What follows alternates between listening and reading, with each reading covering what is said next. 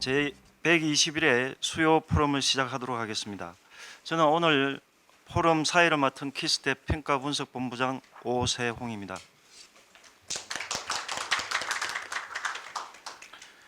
키스텝에서는 우리나라 과학기술계의 현안이라든지 이슈에 대해서 토론을 통해서 정책 대안을 만들어내는 수요 포럼을 진행하고 있습니다.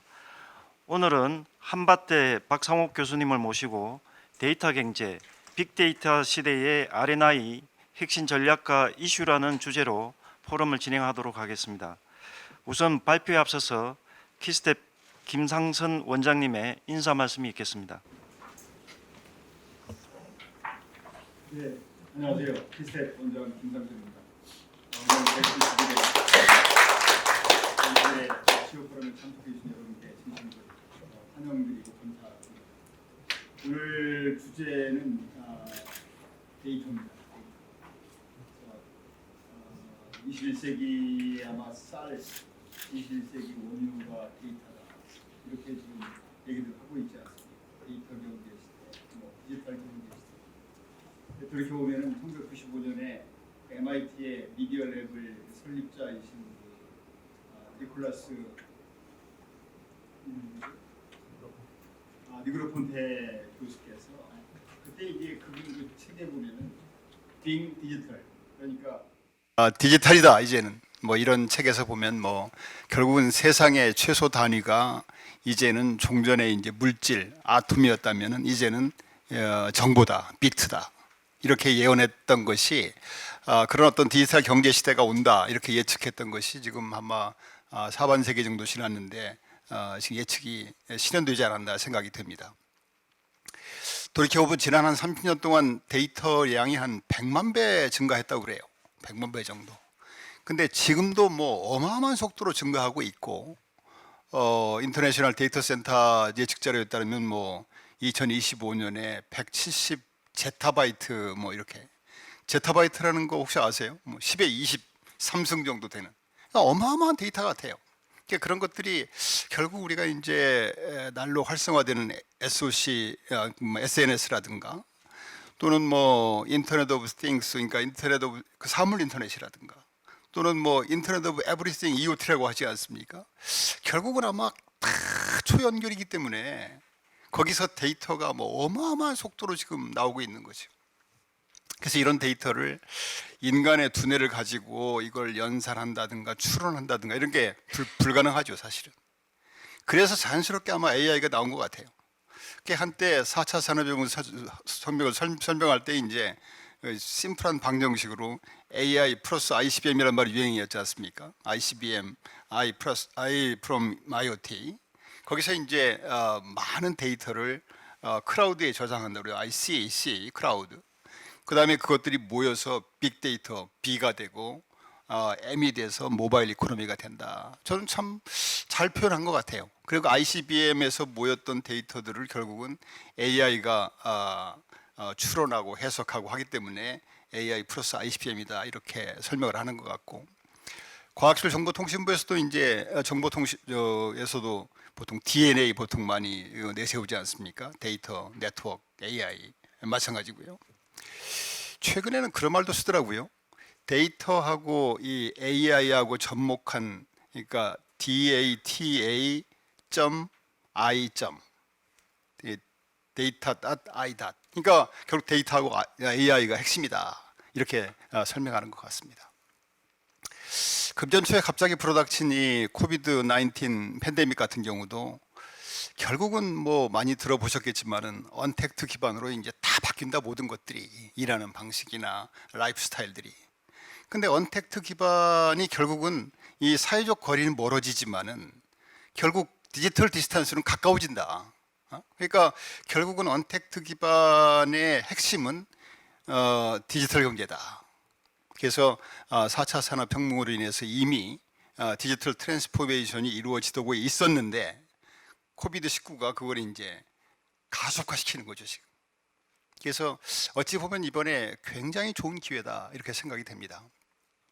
정부에서도 이제 지금 디지털 경제 활성화 방안이라든가 이런 걸 설정을 해서 중점 추진하고 있고, 얼마 전에 대통령께서 발표하신 그 한국형 뉴딜, 그러니까 포스트 코비드 19에 대응하기 위해서 한국형 뉴딜도 가만히 들여다 보시면은 결국 다 디지털이에요, 다. 디지털 경제에 어떻게 대응하는지 이런 것들. 그러니까 저희들은 이런 것들을 뭐 굉장히 코로나가 준 또 하나의 기회로 보고 잘 활용해야 된다고 생각을 하고 있습니다. 아시다시피 데이터 경제를 그동안에 좀 이 저해 요인, 장애 요인 중에 하나가 그 각종 법 규제. 우리 윤 교수님 뭐 전문가십니다만은 법 규제 문제가 상당히 큰 문제였죠. 흔히들 뭐 개망신법이라고 하는 그런 법, 데이터 3법 때문에 굉장히 어려움이 있었는데 다행스럽게도 지난해 말에 국회에서 이제 데이터 3법이 통과되고 해서 어떤 큰 장애물 하나는 넘었다고 생각이 됩니다. 그렇지만 이 데이터 경제를 여전히 넘어야 될 산이 참 많은 것 같아요. 여전히 각종 좀 디테일한 규제 문제라든가 관련되는 연구 개발이라든가 인력을 양성하는 문제라든가 또는 뭐 생태계 문제라든가 그런가 하면 또 이제 이 디지털 경제에 빼놓을 수 없는 것들이 어떤 디지털 디바이드 문제. 디바이드 문제도 우리가 꼭 살펴야 될 문제 같고 또 빠질 수 없는 게 아마 정보 보안 같아요. 이 정보 보안 문제가 뭐 굉장히 큰 이슈가 될 것 같아요, 앞으로. 그래서 그런 문제를 슬기롭게 잘 대응을 해야 된다 이렇게 생각을 합니다. 그래서 저희도 오늘 지금 주제가 데이터 경제 빅데이터 시대의 혁신 전략과 이슈에 대해서 지금 선정이 되어 있는데요. 아마 오늘 이 포럼을 통해서 데이터 경제에 우리가 넘어야 될 산이 뭐고 또 어떻게 해결해야 되는지 그런 지혜가 모아지는 그런 자리가 되었으면 하는 바람입니다. 과학기술 분야 데이터도 사실은 예외가 아닙니다. 과학기술 분야 데이터도 저희 키스텝에서도 NTIS라든가 K2베이스라든가 이런 걸 통해서 많은 데이터가 있는데 이 데이터가 활용되지 못하면 그냥 뭐 데이터 쓰레기일 따름이죠. 그래서 어떻게 하면은 이 데이터가 활용 확산될 수 있게 이코노미로 연결될 수 있게 하느냐 그런 것들이 굉장히 지혜가 필요한 시점인 것 같습니다.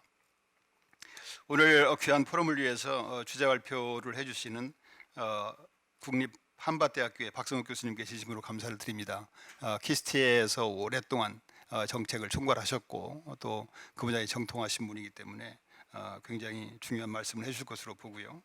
토론자 세 분으로 오신 분 충북대학교의 법학전문대학원의 윤종민 교수님, 법학 전반에서도 그러시지만 특히 이제 과학기술 법제도에 대해서 많은 도움을 주고 계시는데 오늘 귀한 시간 감사드립니다. 그리고 정보통신정책연구원의 정용찬 그룹장님, 바로 옆에 계시죠. 그래서 오늘 오셨는데 아무튼 귀한 시간 감사드리고요. 또 한 분은 저희 키스텝의 혁신정보분석센터장님을 맡고 있는 이윤빈 박사님 같이 모셨고 세 분 토론해 주실 거고요.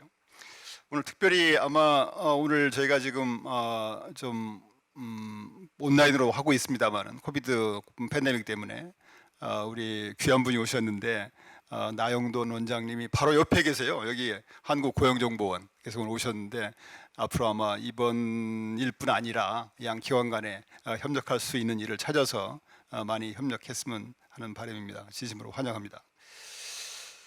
그리고 오늘 아마 저희가 이제 이렇게 오픈하지 못하고 뭐 크로스트로 하게 되어 있습니다만은 포럼이 끝난 뒤에 영상을 유튜브에 올립니다. 그러면 이제 거기에 혹시 의견을 제출해 주시면은 저희가 관련 정책이나 제도를 추진할 때 적극적으로 반영하도록 하겠습니다. 다시 한번 오늘 참석해 주신 모든 분께 감사드리고요. 오늘 포럼을 통해서 우리나라가 정말 세계에서 데이터를 가장 잘 다루는 나라가 되기 위한 어떤 지혜를 모으는 자리가 되었으면 하는 바람입니다. 다시 한번 감사드립니다. 감사합니다. 네, 원장님 감사합니다. 그럼 지금부터 박상욱 교수님의 주제 발표를 듣고 본격적인 토론을 시작하도록 하겠습니다. 박상욱 교수님을 큰 박수로 맞아주시기 바랍니다. 안녕하세요. 방금 소개받은 한밭대학교 박성욱입니다. 제가 이 키스텝 신청사를 오늘 처음 와봤는데 되게 청사가 크고 좋더라고요. 그래서 이 또 지역도 충북 혁신도시 내에 있고 그래서 많은 앞으로 그 혁신적인 발상이라든지 생각이 여기 계신 분들한테 이게 잘 이루어질 것 같은 느낌을 받았고요. 먼저 이렇게 수요 포럼에 이게 초대해 주셔서 평소에 이게 존경하는 우리 김상동 원장님 포함해서 이렇게 관계자분들께 감사드립니다. 제가 오늘 말씀드릴 거는 데이터 경제 빅데이터 이슈의 R&I 혁신 전략과 이슈인데요.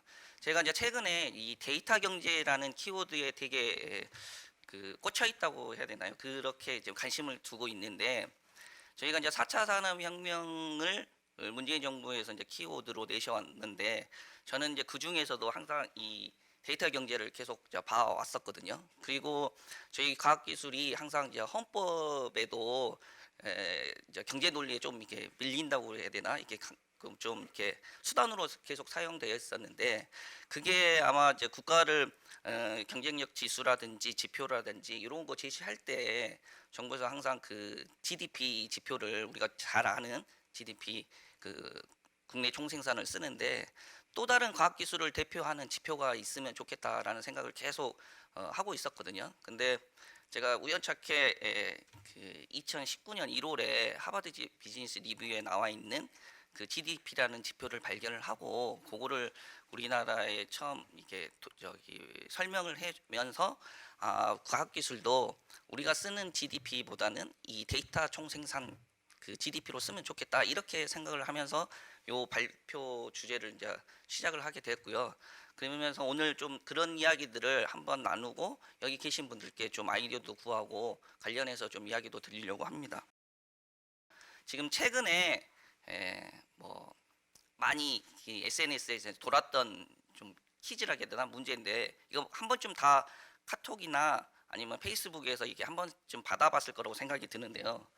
지금 이제 디지털 트랜스포메이션을 가장 이렇게 좀 이끄는 사람이 누구냐는 이 질문인데 답은 다 아시다시피 이 코비드 19잖아요. 그래서 저희가 지금 데이터 경제를 계속 이야기하면서 큰 샥이 이 코비드 19가 나오면서 여러 가지 형태로 많이 바뀌게 되는 것 같아요. 그러면서 이 친구로 인해서 이제 BC 발표 자료 이따 발표를 말씀드리겠지만 AC로 나눠서 비포 코로나, 애프터 코로나 이렇게 이제 시대를 구분하게 될 정도로 크게 저희한테 영향력을 끼치고 있는데요. 이러면서 지금 저희가 언택트 아까 원장님께서 앞에 사전에 이제 말씀을 해주셨듯이 언택트 시대가 되면서 되게 코비드 19가 미치는 영향이 큽니다. 그래서 저희가 살펴보면 제가 학교 가서 지금 강의한 과목 중에 하나가 마케팅 이런 거 실제인데 이 언택트라는 용어가 기존의 마케팅 용어로 잘 쓰여지고 있더라고요. 그래서 이 언택트라는 비대면이라는 이 뜻이 사람과 사람이 직접 만나지 않는 비접촉을 의미하는데 이 마케팅 용어로서 그 상품을 우리가 잘 쓰는 키오스크라든지 아니면 온라인으로 서비스하는 요게 활성화되고 있었더라고요. 그리고 주로 이 Z세대 이후의 친구들이 이 언택트 문화를 받아들이고 이렇게 또 소비를 하고 있었습니다. 그래서 작년 데이터 기준이긴 한데 이게 보면은 이 전체 74%가 이 키오스크를 쓰고 있었고요. 그 다음에 30대 이하는 무려 87%나 쓰고 있고, 그 다음에 키오스크가 편리하다는 이유를 뭐 이게 대기 시간이 짧는다든지 아니면 직원하고 이게 직접적으로 대면 하기 않고 바로 이제 처리 시간을 빨리 할 수 있다라는 장점을 이 친구들이 들었고요. 소비 매출액도 보니까 이게 2017년, 19년에서 되게 많은 액수를 벌써 언택트 문화를 2030에서 쓰고 있었습니다. 저희가 이 세대를 나누는데 이제 Z세대라고 이렇게 지금 95년 이후생들을 분류를 하는데 요 그 통계청에서 제시하는 세대 구분을 이게 뭐 정확히 떨어지지는 않겠지만 대충 이렇게 구분을 하고 있더라고요. 베이비 부머 세대, 뭐 X 세대, 뭐 Y 세대, Z 세대 이렇게 지금 구분을 하고 있어서 요 Z 세대 친구들이 쓰고 언택트 문화에 들어가 있는 거죠.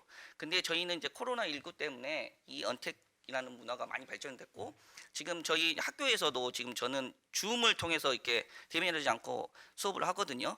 그래서 이게 오랜만에 이렇게 사람들 모인 데서 이게 강의하게 돼서 이게 좀 새롭기도 하는데. 지금 이 친구들이 사용하고 있는 이 Z세대가 벌써 인구 비중도 이제 15.9%로 되게 이제 큽니다. 근데 이제 이게 코로나19로 영향을 미쳐서 요 전 세대 범위에서 이제 언택트 문화를 쓰고 있는 거죠. 이게 이제 활성화되다 보니 저희가 되게 사례들이 많이 나오고 있고요. 이 여기서 살펴보듯이 온라인 쇼핑하고 오프라인 쇼핑도 점점점 갈수록 온라인 쇼핑도 늘어나고 있고, 또 온라인 쇼핑 중에서도 특히 지금은 그 모바일, 그러니까 이거는 PC 기반의 인터넷 쇼핑인데 모바일 비중이 훨씬 늘어나서 저희가 다 가지고 다니는 핸드폰으로, 스마트폰으로 이 쇼핑하는 사례가 많이 늘었고요. 그리고 같은 그 키오스크를 쓰더라도 이렇게 기계 학습이라든지 딥러닝을 이용한 요 고객 맞춤형 서비스에다 또 VR, AR 서비스가 추가된 단순한 키오스크가 아닌 요거 실감형 키오스크, 여기 그림이 되어 있는데, 이게 그래서 더 맞춤형으로 고객들한테 이제 다가오는 서비스를 지금 이제 하고 있는 상태입니다. 그래서 이 언택트 문화가 방금 말씀드린 코로나19하고 이게 합쳐지면서 지금 이제 출연연이나 공공기관 등등 다 재택근무들이 많이 활성화되어 있고, 방금 제가 말씀드린 저희 학교에서도 그 줌을 통해서 저는 수업하고 있는데 이게 온라인 플랫폼이 이제 급증을 하고 있고, 아까 보신 바와 같이 인터넷 쇼핑도 이게 좀 늘어난 추세입니다. 뭐 실무경제 악화라든지 주가 폭락, 유가라 이런 게 지금 현재 상황에서 일어나고 있는 상황이고요. 근데 이 코로나 언택트 시대가 되게 저도 정책 쪽에 계속 있어서 요 단어를 좀 이렇게 멋지게 뽑아낸 걸 되게 좋아하는데, 이 코로나 언택트 시대 핵심 기술을 이 코로나로 이렇게 뽑았더라고요. 그래서 이 헤럴드 경제 최근 자료인데요. 5월 10일 날 발표를 해서 제가 이거를 캡처를 해왔는데요. 코로나에서 CORONA에서 이 기술이 앞으로 향후 핵심 기술이 될 거라고 이렇게 이야기를 해놓고 있습니다. 첫 번째로 C는 클라우드라고 해서 아까 원장님께서도 설명하신 그 ICBM에서 이제 클라우드 형태의 수업을 많이 할 거고, 저희가 지금 재택하는 시간이 늘어나면서 집에서는 넷플릭스를 많이 보고 또 스마트폰도 많이 봐서 이 통계치가 많이 올라가고 있습니다.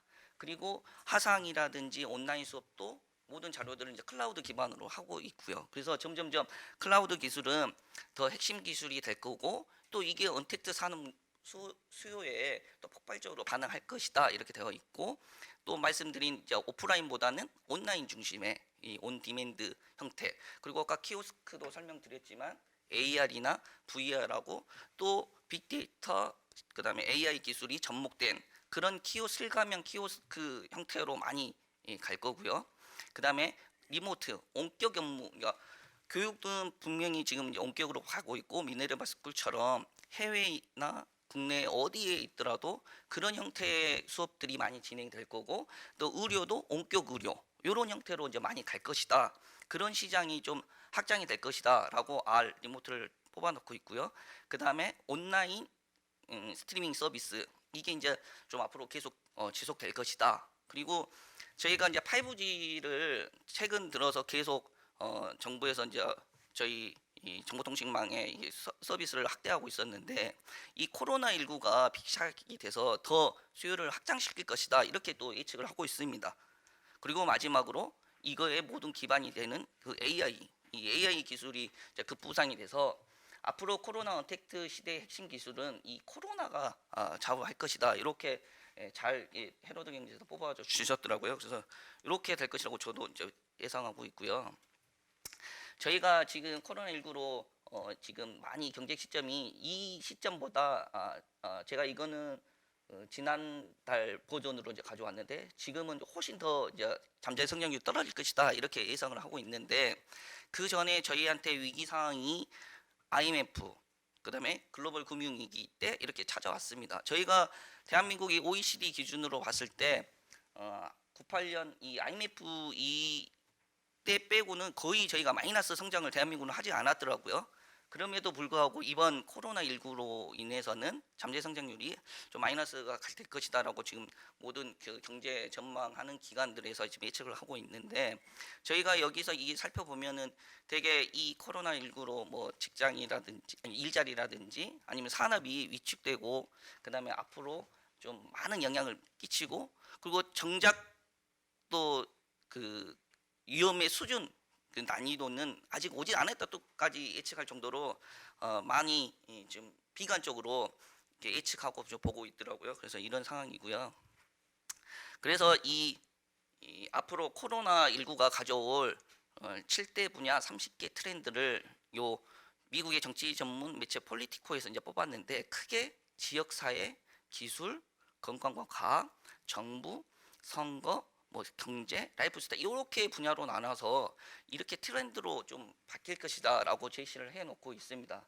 여기서 좀 자세히 보면은 이제 기술도 저희가 좀 온라인 규제 같은 게 지금 무너질 것이고 앞으로 다 디지털 라이프를 추구를 하는데 좀 건강한 디지털 라이프를 좀 할 것이다. 그리고 원격 의료 같은 것 그리고 앞으로 투표나 뭐 이런 것도 좀 전자 투표로 또 바뀔 것이고 뭐 세계 경제도 좀 이렇게 약화될 것이다라고 하면서 이따 설명드린 뭐 공유 경제도 지금 무너지고 뭐 고립 경제라는 또 새로운 경제가 또 뜰 것이다 이렇게 이제 예상을 하고 있어서 앞으로 경제 분야에서도 많은 변화가 있을 거로 지금 예측을 되고 있는 상황입니다. 아이고 2장 넘어갔네요. 그래서 주요 키워드가 방금 말씀드린 그 온라인화하고 또 스마트 워크 가속화, 뭐 스마트 팩토리 확대 이렇게 지금 될 것이다라고 보고 있고 이 모든 키가 다 디지털 그다음에 데이터가 많이 증가되고 또 많이 쓰여지고 또 그러면서 우리가 또 사회적인 거기서 변화점이라든지 이슈점을 좀 찾아봐야 되지 않나라고 생각을 하고 있습니다. 그래서 방금 말씀드린 대로 원장님께서도 잠깐 설명을 해주셨지만 데이터 사용량이 이렇게 급증할 것이다. 그리고 지금 저희가 이제 되게 이제 데이터들이 많이 쓰면서 그거에 따른 이제 파생 효과들이 많이 물려 있거든요. 그래서 저희가 데이터 3법도 이번에 개정하고 이제 곧 시행령 신규칙 나오겠지만 요거에 따른 좀 문제점도 앞으로는 좀 살펴볼 필요가 있겠다 이렇게 말씀을 드리고 처음에 말씀드린 대로 이 코로나가 되게 이제 많은 변화의 정점이 있어서 앞으로는 BC, AC를 뭐 비포 코로나, 애프터 코로나로 이렇게 나뉘어서 그 전에 보건 환경이라든지 경제 환경이라든지 기업 경영, 사회가 교육 환경 쪽에서 요 BC 요쪽에 집중되어 있었다면 앞으로는 이렇게 비대면이 되어 있고 뭐 로컬로 되고 강조가 되고 뭐 또 이번에 코로나뿐만 아니라 계속 감염병 같은 게 발생이 될 가능성이 이제 높다. 그리고 그걸 준비할 필요가 있다. 이렇게 해서 정부 산업정보통상부에서도 이번 달에 이렇게 대응 과제를 8개 정도 이렇게 뽑아서 앞으로 포스트 코로나에서는 이런 과제들을 준비를 해서 좀 사용할 것이다. 이렇게 지금 되어 있고요. 그래서 조금 전에 말씀드린 이 공유 경제가 되게 최근 들어 떴었어요. 에어비앤비 포함해서 자동차 같은 것도 마찬가지인데 이게 이제 코로나19로 인해서 이제 비대면이 늘어나고 남이 쓰는 거를 좀 이게 이제 쓰기 꺼려하는 현상들이 많이 나타난 거죠. 그래서 에어비앤비 같은 경우도 지금 기업 가치가 많이 내려갔고 거기 사람도 뭐 1,900명 정도 뭐 감소를 한다고 하고 있고 자동차도 마찬가지고요. 그러면서 또 새로 나온 단어가 이 고립경제라는 단어가 이제 계속 뜹니다. 그래서 앞으로는 이 공유경제보다는 고립경제로 될 것이고, 근데 이 고립경제가 이 표준국어대사전의 정의에 의하면 이렇게 되어 있습니다. 그래서 지금은 국가 간의 통상도 지금 묶여 있는 상황이고, 하지만 이 지역에서 로컬에서 할 수 있는 그런 경제가 앞으로 각광을 받고 이런 사업들을 좀 물색하고 좀 내야 되지 않나 이렇게 지금 보고 있는 상황이고요. 그리고 지금 가장 또 많이 쓰고 있는 단어 중에 하나가 디지털 경제하고 데이터 경제입니다. 데이터 경제를 잘 쓰고 있는데 디지털 경제 같은 경우는 아까 원장님께서 설명을 해주셨듯이 네그로폰테가 95년에 처음으로 이 단어를 썼습니다. 그래서 정보가 물리적 혹은 아날로그 형태에서 디지털 형태로 전환되는 거고, 그 다음에 디지털 통신 네트워크라든지 컴퓨터, 소프트웨어, 기타 정보 기술에 기반한 경제를 이 디지털 경제로 정의를 했고요. 정보와 지식에 기반한 지식 기반 경제도 이 디지털 경제다 이렇게 정의를 하고 있습니다. 근데 저는 이 디지털 경제보다는 요 데이터 경제를 이제 주로 쓰는데요. 이 데이터 경제는 2011년에 요 데이비드 뉴먼이 처음으로 가트너 보고서에서 빅데이터, 오픈데이터, 연결 데이터 등 데이터로 파생되는 경제로 정의하고 있습니다. 그래서 데이터 경제, 뭐 디지털 경제를 보통 그 혼용해서 이렇게 자주 쓰고 있는데 저는 그럼에도 불구하고 이 데이터 경제가 좀 더 맞지 않나. 그리고 이번 정부도 이제 4차 산업혁명을 이렇게 키워드로 내세웠는데 그거보다는 혹시 데이터 경제로 이렇게 내세워서 그 전에 뭐 창조 녹색 경제 이렇게 하듯이 요거를 좀 키치프레이즈로 이렇게 내세워서 접근을 시켰으면 어쩔 좀 좋지 않았을까 이런 생각도 좀 하면서요. 이렇게 이 2011년 이 가트너 보고서를 기반으로 해서 그 이후에 뭐 이시라든지 그다음에 저 리아 같은 경우에서 다 이제 재해석을 해서 데이터 경제를 이렇게 하고 정의를 해 놓고 있습니다. 그래서 이렇게 지금 사용되고 있고요.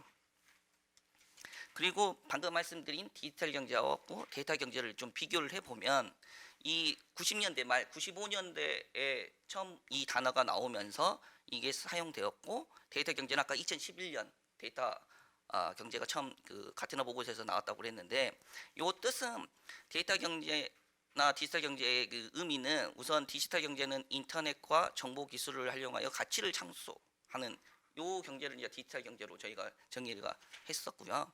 데이터 경제는 데이터와 알고리즘을 활용해서 가치를 창출하는 이렇게 이제 의미를 두고 있습니다. 그리고 기반은 사이버 기반 네트워크 상호 연결성을 기반하고 있고 여기는 이제 플랫폼을 기반으로 저희가 데이터 경제를 보고 있고요. 그리고 상품으로는 디지털 경제는 온라인 서비스를 이렇게 상품화되고 있고 데이터 경제는 인공지능 의사결정 지원 이렇게 구분이 되어 있어서 요거를 좀 구분해서 이제 좀 쓰면 좋겠다라는 차원에서 이걸 정리를 해서 가져왔고요. 그래서 이제 데이터 경제가 뜨면서 아까 말씀드린 대로 그 데이터 3법에 대한 논의들이 되게 많이 있었습니다. 그래서 처음에 2018년 11월 여기 15일 이게 이제 처음에 개정안이 발의돼서 되게 그 시민단체 뭐 각각의 단체에서 다들 의견도 수렴하고 아까 말씀하신 그 원장님께서 말씀하신 이 개망신법이라는 개인정보법, 정보통신망법, 신용정보법 이렇게 세 가지 법률을 좀 활성화해서 신산업에 좀 쓰자. 그래서 안전한 데이터도 사용하고 좀 요거를 신산업을 육성해 보자라는 취지에서 지금 하고 있고 2020년 1월 9일 날 본회의를 지금 통과한 상황입니다. 그래서 아직 이제 시행령이나 시행 규칙이 나와 있지는 않는 상태인데 좀 요 장점하고 단점을 제가 좀 적어 왔는데요. 우선 데이터 경제 3법을 이제 통과되면 이게 이제 데이터 경제를 활성화 추진을 뒷받침하는 블록체인, 그다음에 AI, 핀테크, 자율주행차 등 4차 산업 시대 데이터 기반의 신산업 육성을 하는데 좀 도움이 될 것이다. 라고 이렇게 쓰고 있고 지금 이제 가명 정보를 이제 써서 데이터를 이제 활성화시키자 이렇게 이제 의미가 돼 있어서 좀 요거를 개인정보 체계를 일원화 시킬 수 있고 좀 책임성을 좀 강화할 수 있고 또 이 과학적 연구를 위해서는 좀 폭넓게 통계를 쓸 수 있다라는 이런 장점이 있는 반면에 또 이게 너무 이제 권한을 많이 이제 줘서 적용이 돼서 권한을 좀 뺏게 될 수도 있고 그다음에 데이터 수집과 처리를 너무 손쉽게 하는 것에 대한 좀 우려도 좀 발생될 수 있고 그다음에 지금 뭐 이태원 클럽 건이 있어서 거기 있는 정보를 얻으려고 지금 다 기지국으로 인해서 이제 정보들을 다 낸다고 하는데 너무 많은 그 정보들을 오픈하는 건 아닌가. 그리고 또 그렇게 함으로써 이제 얻는 이득이 기업한테만 이제 쏠리고 또 그 대상자인 국민들 내가 자신한테 좀 프라이버시는 좀 이렇게 많이 노출되지 않냐 좀 침해가 되지 않냐 이렇게는 하고 있습니다. 지금 말씀하고 있는데 이렇게 좀 약점이라고 좀 제가 적어왔고요. 그래서 이제 데이터 경제 이제 시스템이 이렇게 크게 이렇게 구성되어 있습니다. 그래서 데이터 벤더를 중심으로 브로커라고 하면 요거 이렇게 데이터 소비자 이렇게 이제 둘이 나눠져 있고 아까 데이터 경제의 그 정의에서도 보듯이 뭐 오픈 데이터 민간 데이터 등에서 나오는 데이터로 정의된 이런 오픈 데이터 뭐 민간 데이터 그다음에 데이터 사용자 이렇게 이제 경제 시스템이 이제 구성이 되어 있는 형태입니다. 그리고 이 이제 데이터 경제가 직접적인 범위하고 간접적인 범위하고 해서 크게 이제 구분이 됩니다. 그래서 직접적인 부분은 마이크로하게 보면은 이렇게 수집 생성하고 저장 관리하며 가공 유통 분석 활용하는 작게 보면 아까 NTS도 설명을 하셨지만 그 NTS의 형태를 데이터 경제에서 직접적인 범위로 보고 있고 각각의 수집 행성도 이 데이터를 이제 수집하고 행성하는 또 저장 관리하는 센터 그다음에 가공 유통하는 클라우드 뭐 분석 활용하는 방법들 이런 것들을 지금 직접적 범위 안에 좀 규정을 하고 있고요.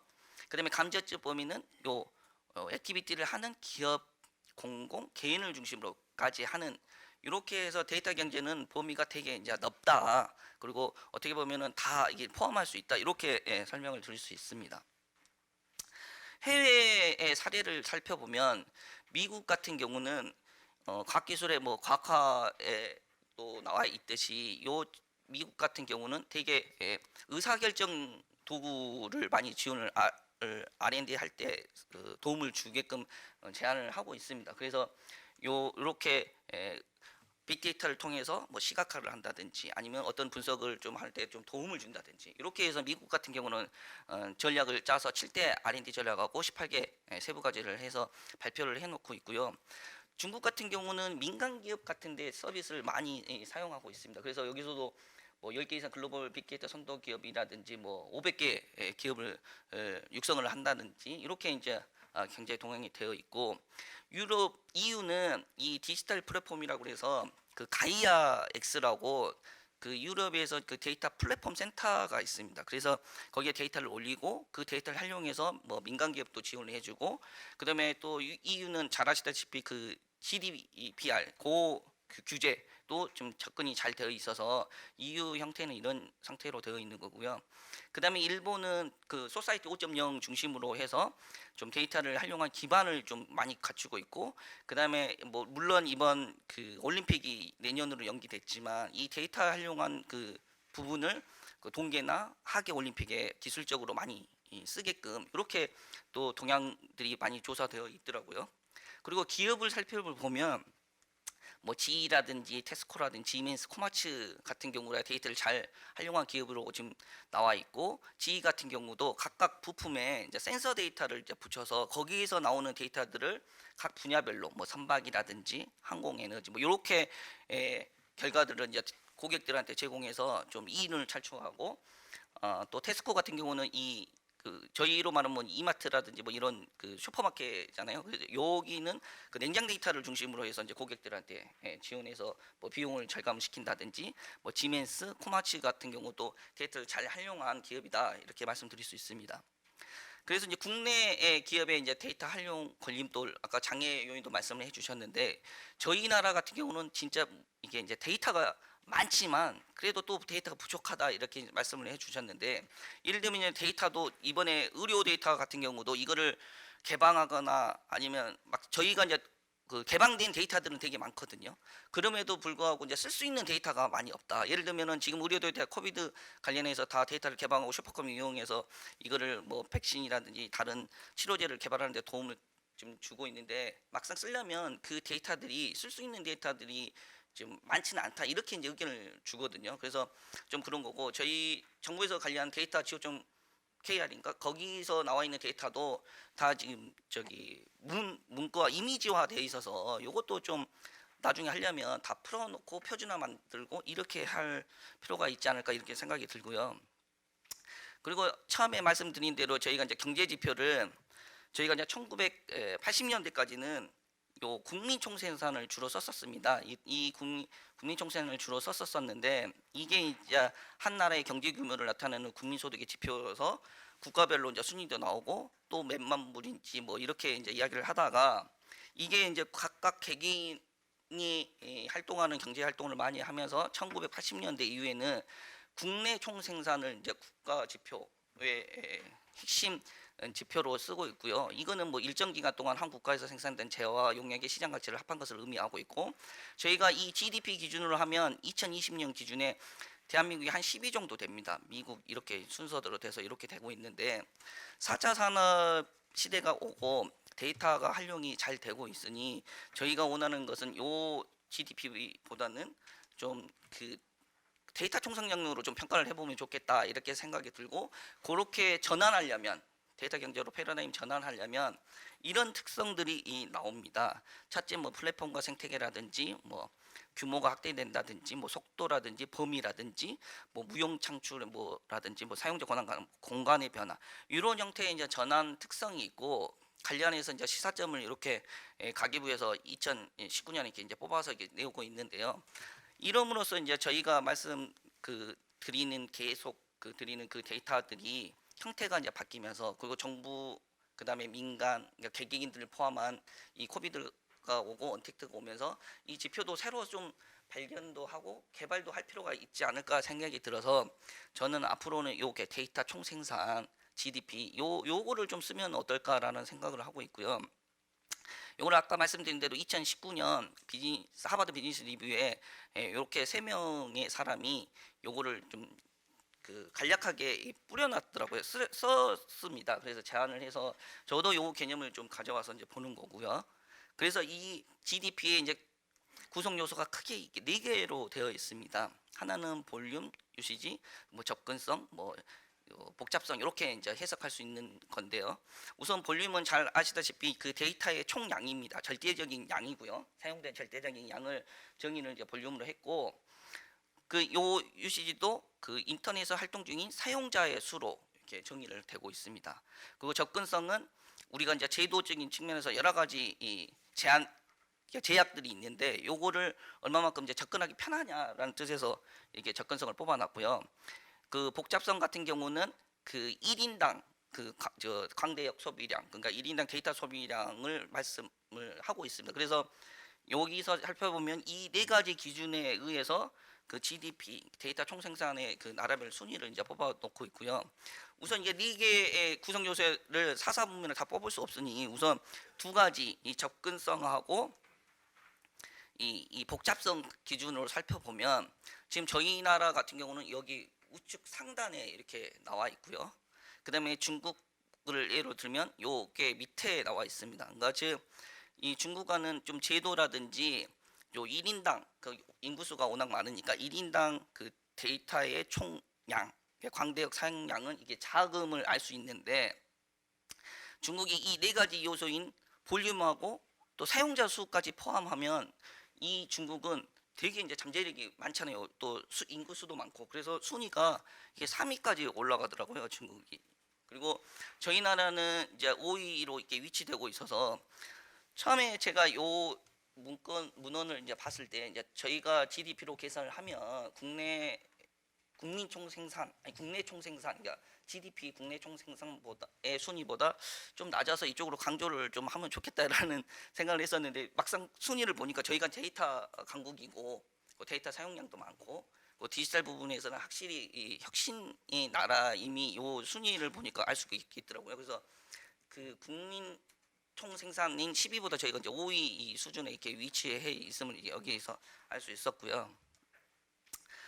그래서 아까 그 사례로 살펴보면 미국에서도 되게 그 데이터를 가지고 시각화를 한다든지 그다음에 그 증거 기반 데이터화 하는 작업들이라든지 그 개정들을 되게 많이 하고 있습니다. 그래서 키스텝에서 주로 잘 하고 있는 이 과학기술 정책의 과학화도 요 처음에 이제 미국 과학기술 정책국 요 OSTP에서 처음에 이렇게 정의를 해서 과학적으로 엄격한 양적 근거의 제공을 통해서 과학 및 공학 사업의 영향력 평가와 정책의 국민의 이해 증진에 좀 기여하는 활동으로 이렇게 정의를 하고 있고 또 과학도 증거 기반, 저희가 뭐 에비던스 기반이라고 계속 말하는 요 증거 기반으로 좀 할 필요가 있다. 그리고 기법도 데이터 마이닝이나 시각화 기술을 통해서 좀 잘 설명하면 좋겠다라고 지금 정의해서 미국에서 주로 쓰고 있고요.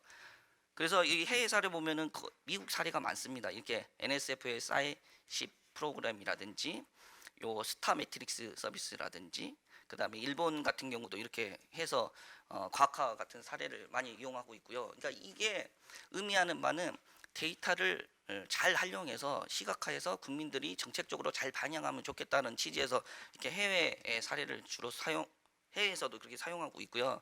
그다음에 여기서 보면 일본의 J 글로벌 포사이어티라든지 뭐 EU의 리오 서비스라든지 요 각각의 내용들을 보시면 다 이제 과학화해서 증거 기반으로 데이터를 잘 활용해 보자라는 측면에 하고 있습니다. 이게 물론 앞으로 이제 키스텝에서도 지금 하고 있는데 이걸 좀 더 고도화시키면 좋겠다는 측면에서 이 사례를 좀 가져와 봤고요. 그리고 실제로 제가 NTS 들어가서 요 데이터 경제 관련해서 얼마나 많은 과제가 일어나고 있는지 살펴봤습니다. 그랬더니 제가 이제 4월 27일 날 NTS에 들어가서 이게 데이터를 검색을 해봤는데요. 최근 3년간 보니 합계가 이제 2017개 건수가 지금 나와 있고 전체 사업비 기준으로 보면 한 22순위까지가 5,390억인가요? 이렇게 되어 있었습니다. 이게 2020년 4월 27일 기준이고요. 연구기관 현황을 보면은 이 애트리가 가장 많이 데이터 경제 관련해서 과제 수행을 하고 있었고, 이렇게 뭐 키스티도 이렇게 좀 하고 있었고, 이렇게 이제 전체 순위가 이렇게 나와 있습니다. 이렇게 현황을 보시면 될 것 같고요. 그래서 이 생태계 맵을 보니까 이런 형태로 애트리라든지 요 녹색은 좀 출연년을 이 녹색으로 지금 표시가 된 거고요. 이 파란색은 학교, 대학을 중심으로 이렇게 된 거고, 요 보라색이 기업체 중심으로 되어 있습니다. 그래서 이렇게 연구 생태계 맵이 NTS를 통해서 이렇게 그려짐을 볼 수 있고요.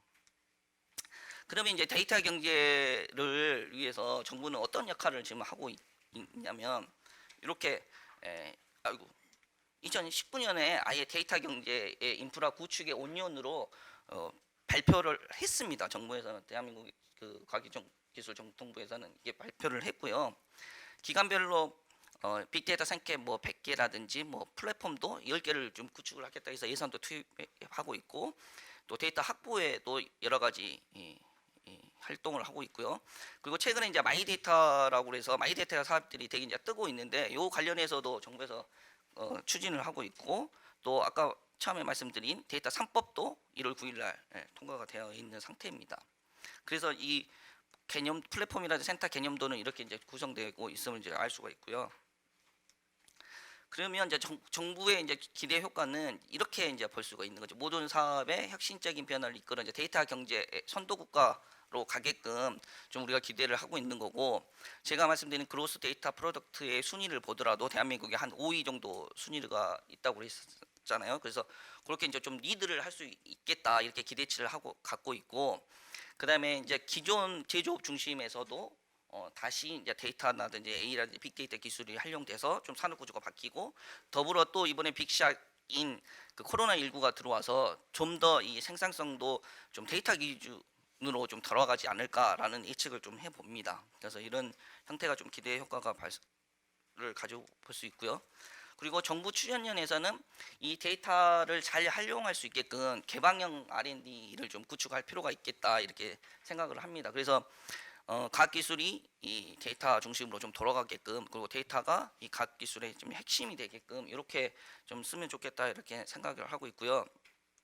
그다음에 이거를 이제 모든 국민들한테 이제 잘 개방이 되고, 그 국민들이 이 데이터를 통해서 신산업을 쓰고 있고, 또 그게 잘 돼서 또 매출이 잘 일어나서 기업이 잘 돌아가겠고, 막 이렇게 좀 생태계가 선순환이 되게끔 하면 좋겠다라고 생각이 들고요.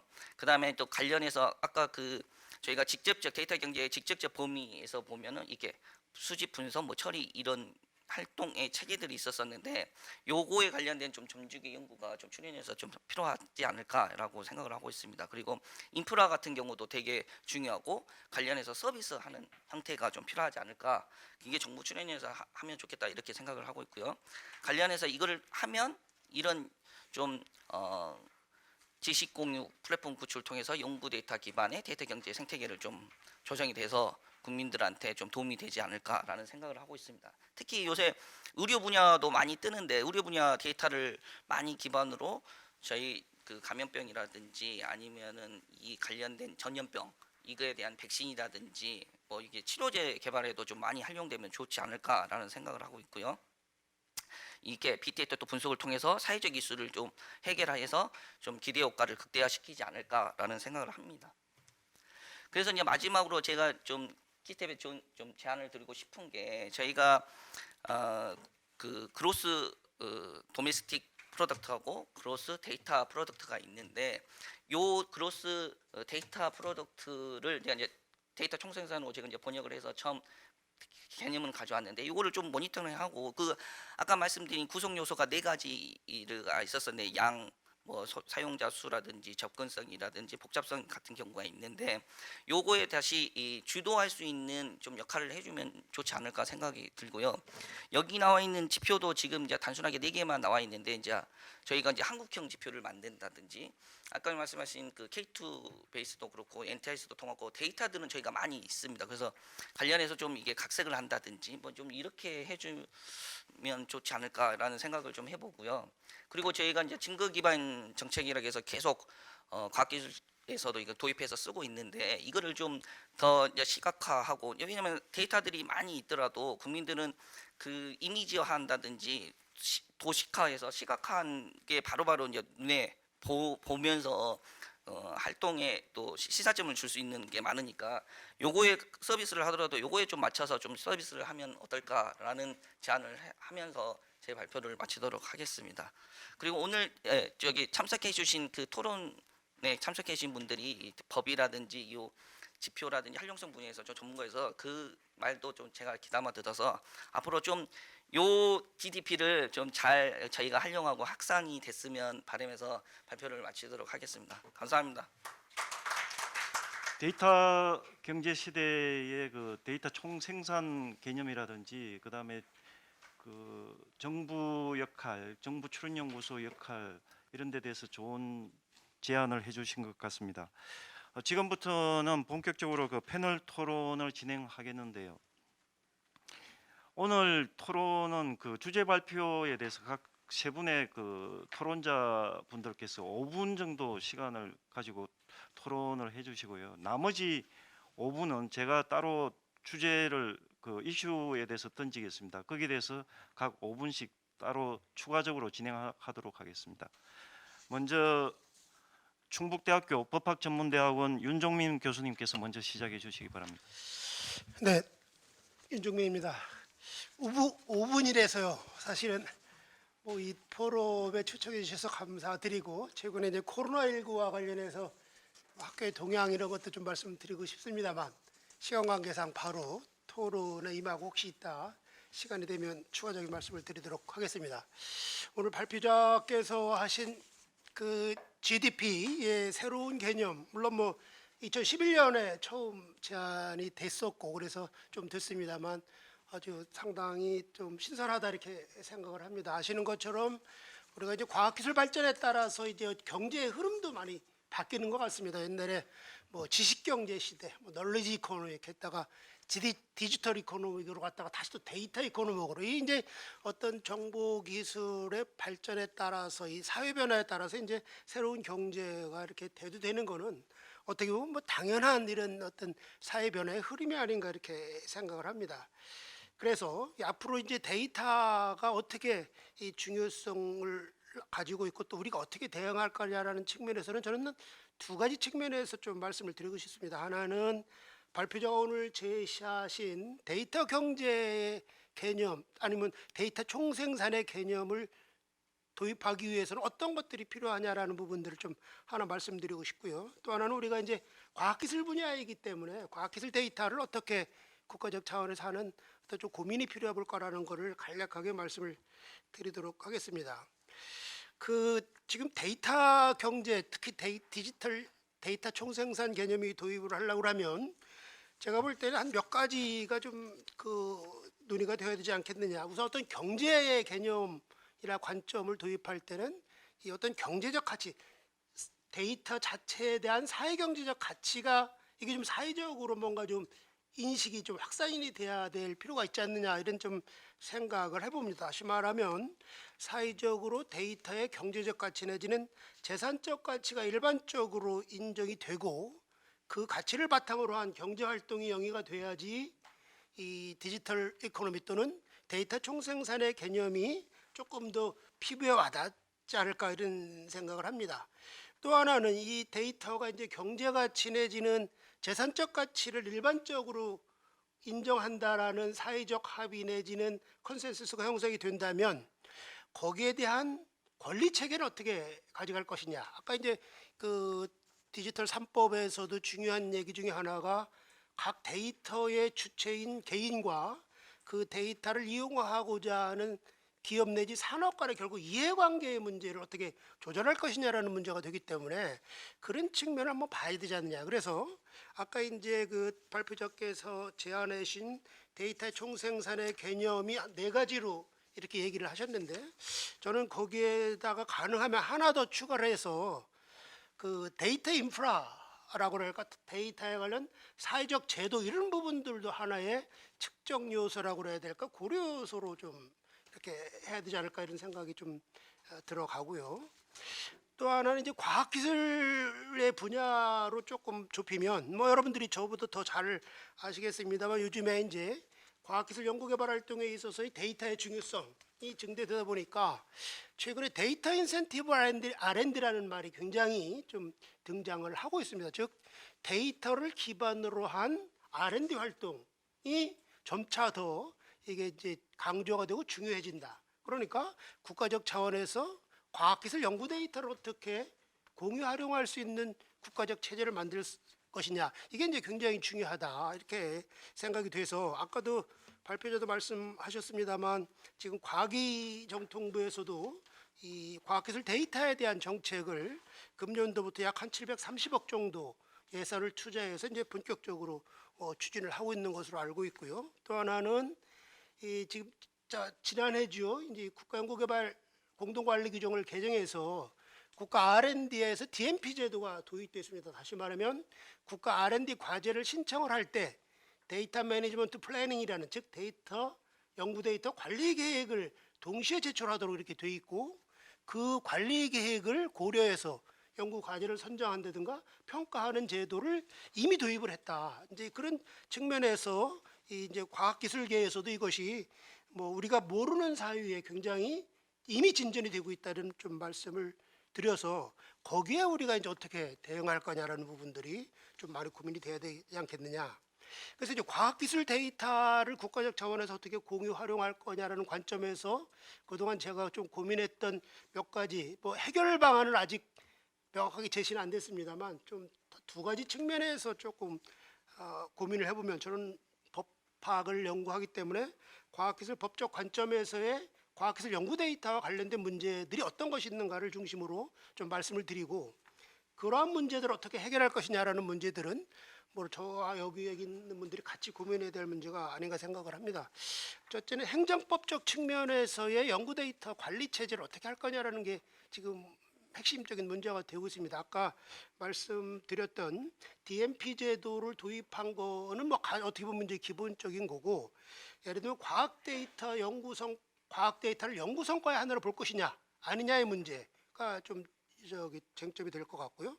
또 하나는 그렇게 봤을 때 이 과학 데이터에 관련된 각종 법제도를 어떻게 정비할 거냐라는 것도 굉장히 중요합니다. 예를 들면 과기기본법상의 연구 데이터를 어떻게 반영할 것이냐라는 문제, 또 국가연구개발 성과관리평가법상에서 어떻게 연구 데이터와 관련된 성과를 관리할 것이냐 이런 문제들이 굉장히 좀 관련이 돼 있다 이렇게 좀 말씀을 드릴 수 있고요. 재산법적인 관점에서 좀 보면 아까 말씀드린 것처럼 이제 좀 더 구체적으로 가면 국가적인 공유 활용의 법 제도를 만드는 거는 이제 그런 제도와 관련이 있다면 개별적인 관점에서 보면 과학기술 연구 데이터를 제공하는 자와 이용하는 자 사이의 권리 관계가 굉장히 첨예한 문제가 될 겁니다. 예를 들면 지금 뭐 아시는 것처럼 해외에서는 이제 국가 과학기술 데이터 또는 연구 데이터와 관련된 국가적 공유 활용 체제를 뭐 70년대부터 굉장히 지금 뭐 본격적으로 추진하고 있고 우리나라인 경우는 2000년대 중후반부터 뭐 과기정통부터 키스티를 중심으로 논의는 하고 있습니다만 아직 확립된 제도는 아직 없다.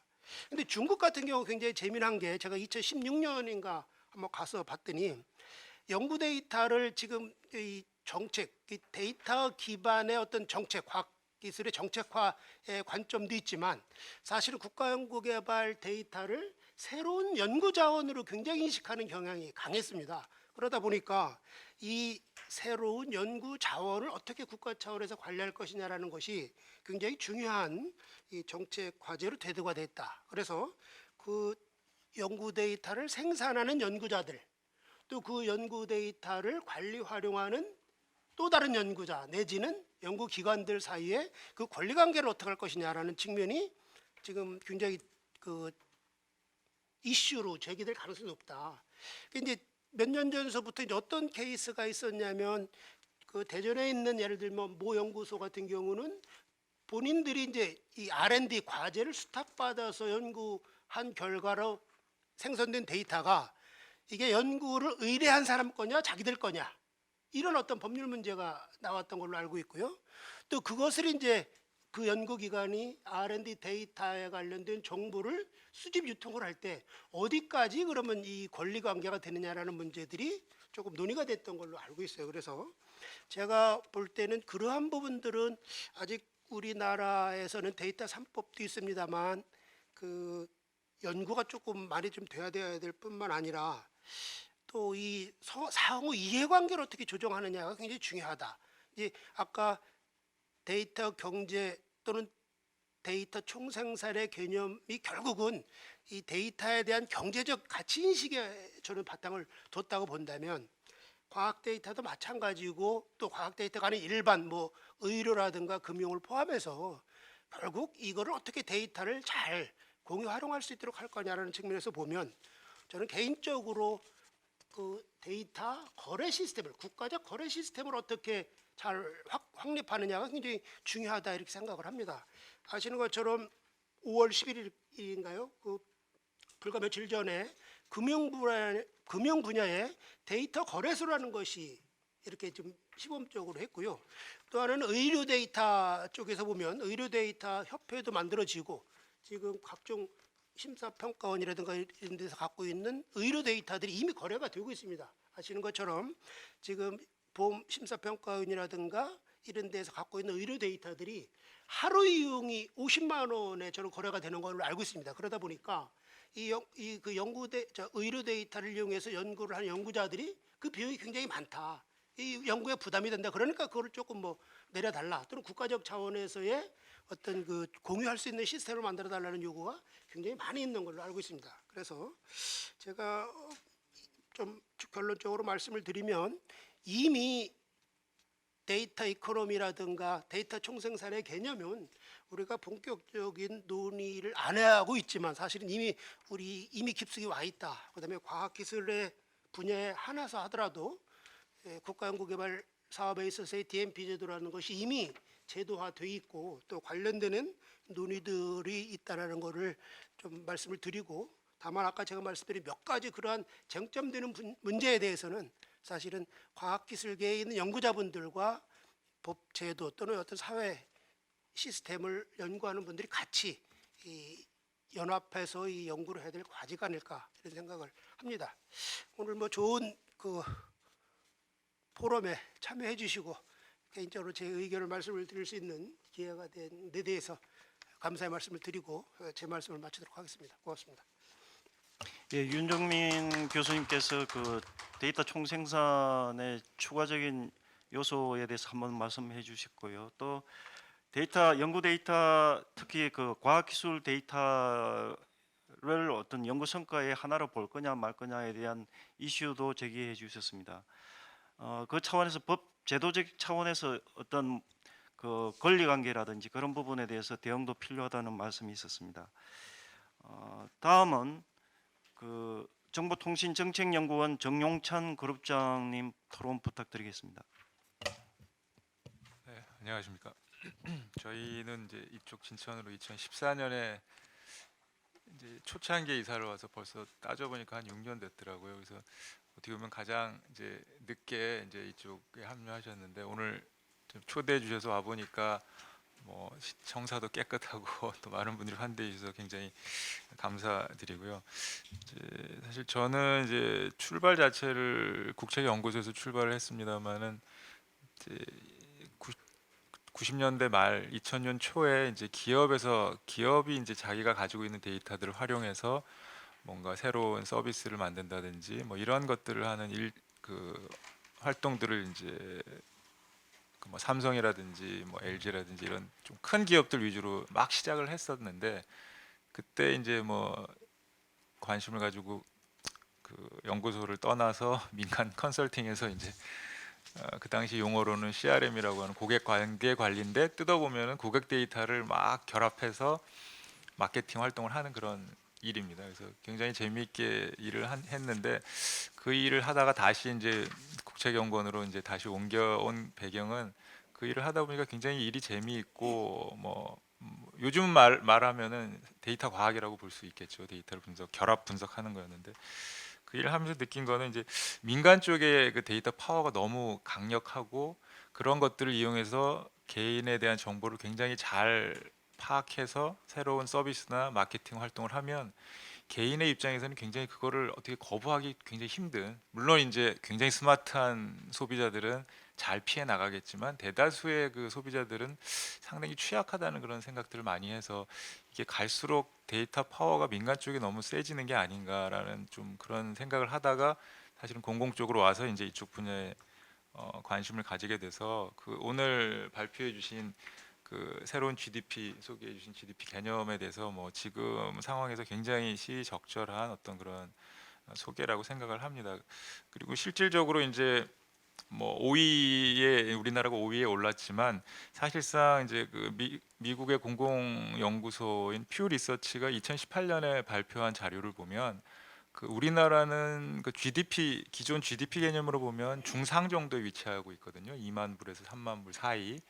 근데 그 스마트폰 보급률, 성인의 스마트폰 보급률은 뭐 98%라서 세계 1위고요. 그다음에 브로드밴드 쪽 인터넷 접속률도 역시 97%인가 해서 세계 1위입니다. 그러니까 사실은 기존의 그 개념인 GDP에 비해서는 우리가 어떤 그 인프라나 활용이 굉장히 높은 국가 중에 하나이기 때문에 사실 그 스마트폰하고 인터넷이 아까 그 소개해 주신 네 가지 그 변수 측면에서 보면은 데이터 생산 활동에 굉장히 많은 사람들이 참여해서 그런 관점에서 5위에 오른 게 그렇게 크게 어긋나 있지는 않다라는 생각이 듭니다. 그래서 사실은 이제 어떻게 보면 우리나라 사람들이 낮에 직장에서 열심히 일하고 또 밤에는 또 아침 일찍은 또 스마트폰 열심히 보면서 또 데이터 생산 노동을 하고 그래서 어떻게 보면 굉장히 지금 뭐 그 국제 노동 기구에서 우리나라의 그 노동 강도가 제일 세계에서 높은 거의 1위로 올라와 있는 거 알고 있는데 데이터 시대가 들어가면서 우리나라는 더더욱 또 이 과외적인 노동 강도가 더 올라가서 상당히 이게 좀 데이터 강국의 어떤 요소도 되지만 어떻게 보면 굉장히 또 문제가 될 어떤 어려움이 될 그런 그 소지도 있다라는 생각이 드는데 사실 이 그 데이터 측정이라는 게 굉장히 쉽지 않은 걸로 알고 있습니다. 그 어떻게 보면 지금 이제 데이터 경제라고 표현하지만 인터넷 경제 측정이라는 그 시도를 제일 처음 한 나라가 네덜란드인데 아마 2015년에 이제 네덜란드 통계청에서 처음으로 했는데 저도 이제 2018년에 그 우리나라 통계청의 그 프로젝트로 네덜란드 방법론을 활용해서 우리나라 인터넷 경제 규모 측정이라는 거를 해봤는데 굉장히 어려웠습니다. 그러니까 어떻게 하는 거냐면 사실은 기존 그게 없기 때문에 그 인터넷에 기업들이 올라와 있는 그런 것들을 크롤링을 해서 인터넷에서 상거래를 하는 기업을 일단 확인하고 그 기업과 그 기업 명칭이라든지 소재지를 통계청이 가지고 있는 기업 자료랑 매칭을 해서 그래서 실제 통계청에 있는 자료와 인터넷에서 크롤링한 자료를 연결해서 대략적으로 인터넷상에서 이루어지는 거래 규모를 해서 이제 측정하는 건데 거의 이제 뭐 말로는 데이터 뭐 분석이지만 거의 이제 노가다입니다. 이게 일일이 뭐 하나씩 다 살펴봐야 돼요. 그래서 굉장히 저도 어려움을 느꼈는데 최근에 보니까 2019년에 캐나다 통계청에서 국가 데이터 가치 규모라는 걸 측정한 그런 보고서를 냈더라고요. 그래서 거기서도 대략적으로 추정을 했는데 뭐 120 우리나라 돈으로 한 사람은 120조에서 한 180조 사이에 있다라고 하고 그 안에 이제 사실은 그 국가 데이터의 가치를 뭐를 포함했냐면은 이제 그 소프트웨어 쪽하고 그다음에 지적재산권 뭐 이런 하여튼 관련되는 걸 다 넣었을 때 뭐 그 정도 된다 뭐 이런 이제 보고서가 있어서 근데 이제 제가 그 방법론을 이제 확인해 보려고 문서를 계속 서치해 봤는데 그 자세한 방법론은 나와 있지 않고 그냥 주 결과만 나와 있고 뭐 미국 그 경제통계국하고 OECD인가 하고 이제 협업을 해서 뭐 이렇게 측정을 했다라고 이제 나와 있는데 여하튼 이제 이런 것들이 측정에 있어서도 굉장히 어려움이 있기 때문에 아까 발제자께서 말씀해주신 우리나라에서 뭐 어쨌든 우리가 그래도 나름 데이터 쪽의 강국이라고 볼 수 있으니까 이런 방법론을 새롭게 제안하는데 어떤 기여를 한다면 상당히 뭐 OECD나 이런 뭐 국제기구에서도 상당히 좀 관심을 가지고 도움을 주지 않을까 생각이 듭니다. 그래서 이제 이런 차원에서 보면 이러한 이제 것들이 그 우리나라도 이제 데이터 경제 활성화 차원에서 이제 노력을 해야 되는데 저는 이제 앞에서 이제 과학기술 측면에서는 좀 상세하게 얘기해 주셨기 때문에 이제 국가 데이터 전략 혹은 데이터 주권 뭐 이런 차원에서 조금 다른 말씀을 드려보려고 합니다. 사실상은 이제 데이터 경제 시대의 가장 중요한 부분이 이제 데이터를 공유하는 부분인데 이제 출발은 공공 데이터를 사실 개방하고 공유하는 겁니다. 그래서 물론 우리나라 정부도 지금 많이 노력을 하고 있지만 사실은 아까 그 순위에서 미국, 영국이 탑에 올라가 있는데 거기에 비하면 제도적으로 굉장히 미흡한 편입니다. 뭐 법제도도 지금 개선되고 있지만 예를 들어서 이제 영국 같은 경우는 2017년에 그 디지털 이코노미 액트라는 거를 이제 디지털 경제법을 개정을 했는데 뭐 여러 가지 내용이 있지만 그중 가장 중요한 부분이 뭐냐면 영국도 그 전에는 정부 간의 데이터를 공유하기 위해서는 뭐 예를 들면 교육부 데이터를 활용하려면 그 교육법 안에 있는 거를 하나 또 법 규정을 개정하고 뭐 산업자원부가 가지고 있는 걸 하려면 또 법을 개정. 그러니까 데이터 하나를 통계 목적으로 활용하려고 정부가 할 때마다 개별법을 하나씩 개정하다 보니까 짧게는 뭐 법 개정이 한 6개월에서 길게는 2년까지 걸려서 이게 도저히 디지털 경제에서는 맞지 않다라고 해서 포괄적으로 법 개정을 한 그런 사례가 있습니다. 그래서 사실 우리나라도 이제 지금 마찬가지 상황인데 이러한 사례라든지 이제 미국 같은 경우를 보면 사실은 이제 뭐 우리나라랑 조금 체제가 다르지만 미국은 이미 대통령실에 1980년대 그 통계 수석이라고 하는 제도를 두고 있습니다. 그래서 모든 정부가 생산하는 부처가 생산하는 통계 예산권하고 기획권을 다 가지고 있습니다. 그렇기 때문에 어떻게 보면 이제 정부가 생산하는 데이터에 있어서의 어떤 그 가버넌스가 굉장히 잘 확립되어 있다라고 볼 수가 있거든요. 그리고 물론 최근에는 그거 이외에 또 그 데이터 사이언스 수석이라는 걸 또 새로 두기도 했지만 이제 그런 측면에서 보면 우리는 아직도 이제 여전히 정부 데이터의 중요한 부분인 통계 데이터가 기재부의 외청인 통계청에 소속돼 있기 때문에 그런 부처 간의 어떤 그 데이터의 공유나 결합에 있어서 아직까지도 어려움이 많은 셈입니다. 그 최근에 그 국세청도 이제 국세통계센터라는 걸 개소를 했더라고요. 그래서 연구자가 필요하면 사전에 허락을 받고 가서 그 국세청에 세종시 국세청에 가서 딱 그 공간 안에 들어가서 이제 국세 자료를 활용해서 결과를 가지고 나올 수 있는 그런 제도를 만들었는데 근데 사실은 그 통계청도 그런 게 있고 뭐 그 건보라든지 이런 데도 의료 건강보험 데이터들을 그렇게 활용할 수 있는데 문제는 두 개의 데이터를 결합하려고 하면 사실은 현실적으로 불가능합니다. 왜냐하면 뭐 통계청 데이터랑 건보 데이터를 결합하고 싶다 그러면 통계청은 다른 데이터를 가지고 와서 통계청 안에서 분석을 해라, 결합해라. 건보는 다른 데이터 필요하면 가져와서 건보에서 해라 하니까 가져갈 수가 없습니다, 물리적으로. 그래서 사실 이런 것들이 뭐 민간까지 확대하는 데는 어렵겠지만 공공기관이 연구 목적으로 활용할 때는 이런 것들을 제한을 좀 풀어야 되는 어떤 그런 필요성이 있어서 지금 저희 기관도 지금 경사연 소속이지만 경사연을 중심으로 경사연 소속 연구기관들은 좀 이런 제약에서 조금 풀기 위해서 아마 그 시도를 하는 걸 이제 경사연 지금 하고 있는 걸로 알고 있습니다. 그래서 그런 차원에서 이제 보면 결국은 데이터 경제 시대에서 어떤 그 우리나라가 이런 부분들을 강화해야 된다라는 게 어떻게 보면은 뭐 선도한다 이렇게 이제 선도하는 국가가 되어야 된다라는 관점일 수도 있겠지만 사실은 거꾸로 보면은 이거는 이제 생존 차원에서 지금 해야 되는 부분이라고 볼 수 있습니다. 왜냐하면 여기에서 뒤처지면은 사실은 국가 경쟁력이 상당 부분 그 떨어지는 부분이기 때문에 사실 그래서 EU라든지 이런 쪽에서 지금 뭐 GDPR이라든지 그다음에 디지털 텍스라든지 이런 것들을 도입하려고 하는 이유 자체가 사실은 미국 중심의 이 데이터 뭐 구글이라든지 아마존이라든지 이런 미국 중심의 기업들의 어떤 그 강화에 대한 어떤 EU 차원의 방비라고 볼 수가 있거든요. 그래서 우리나라 역시 뭐 어떤 한 측면에 생각하면 우리가 좀 디지털 경제 시대, 데이터 경제 시대를 선도해야 되겠다. 뭐 이런 차원일 수도 있겠지만 거꾸로 보면 우리가 이 생존 경쟁에서 뒤처질 경우에는 어떻게 보면 국가의 존망 자체가 어려워질 수도 있다라는 그런 차원에서 사실은 국가 데이터 전략이라든지 그다음에 국가 데이터의 거버넌스 체제 아까 말씀드렸듯이 뭐 영국이나 미국하고 비교해 보면 그 데이터 관장 부서의 어떤 독립성이라든지 그다음에 협상력이라든지 그다음에 공유하기 위한 법이라든지 이런 것들이 굉장히 아직은 우리가 좀 뒤떨어져 있기 때문에 그런 양적인 측면에서 우리가 상위인 건 분명하지만 그 질적인 측면 그리고 아주 세세한 어떤 행정 절차상에 있어서는 우리가 아직 미국이나 영국에 비하면 데이터 관점에서는 굉장히 뒤처져 있다라는 점들을 인식해서 이러한 것들을 이제 어떻게 우리 이제 저희나 뭐 다른 그런 국책 연구원들도 각 부문별로 어떻게 국가 데이터 거버넌스를 잘 확립해서 공유 활용을 잘 할 수 있도록 하겠는가라는 쪽에 좀 연구 역량이 좀 집중돼야 되지 않을까 생각이 듭니다.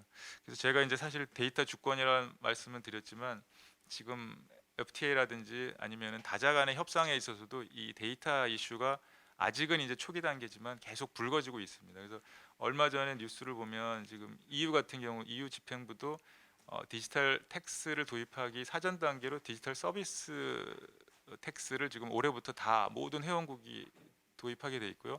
아마 2%에서 한 7%, 7.5%까지 결국 구글이 유럽에서 장사하는 것에 대한 세금을 물리겠다는 거거든요. 그럼 우리나라도 예를 들면 네이버의 라인이나 이런 게 지금 해외에 진출하고 있는데 결국 우리도 그 규제 대상이 되기 때문에 그런 것들을 생각한다면 우리도 어떻게 이제 이런 법제나 거버넌스를 확립해야 될 것인가가 이제 굉장히 중요할 것 같습니다.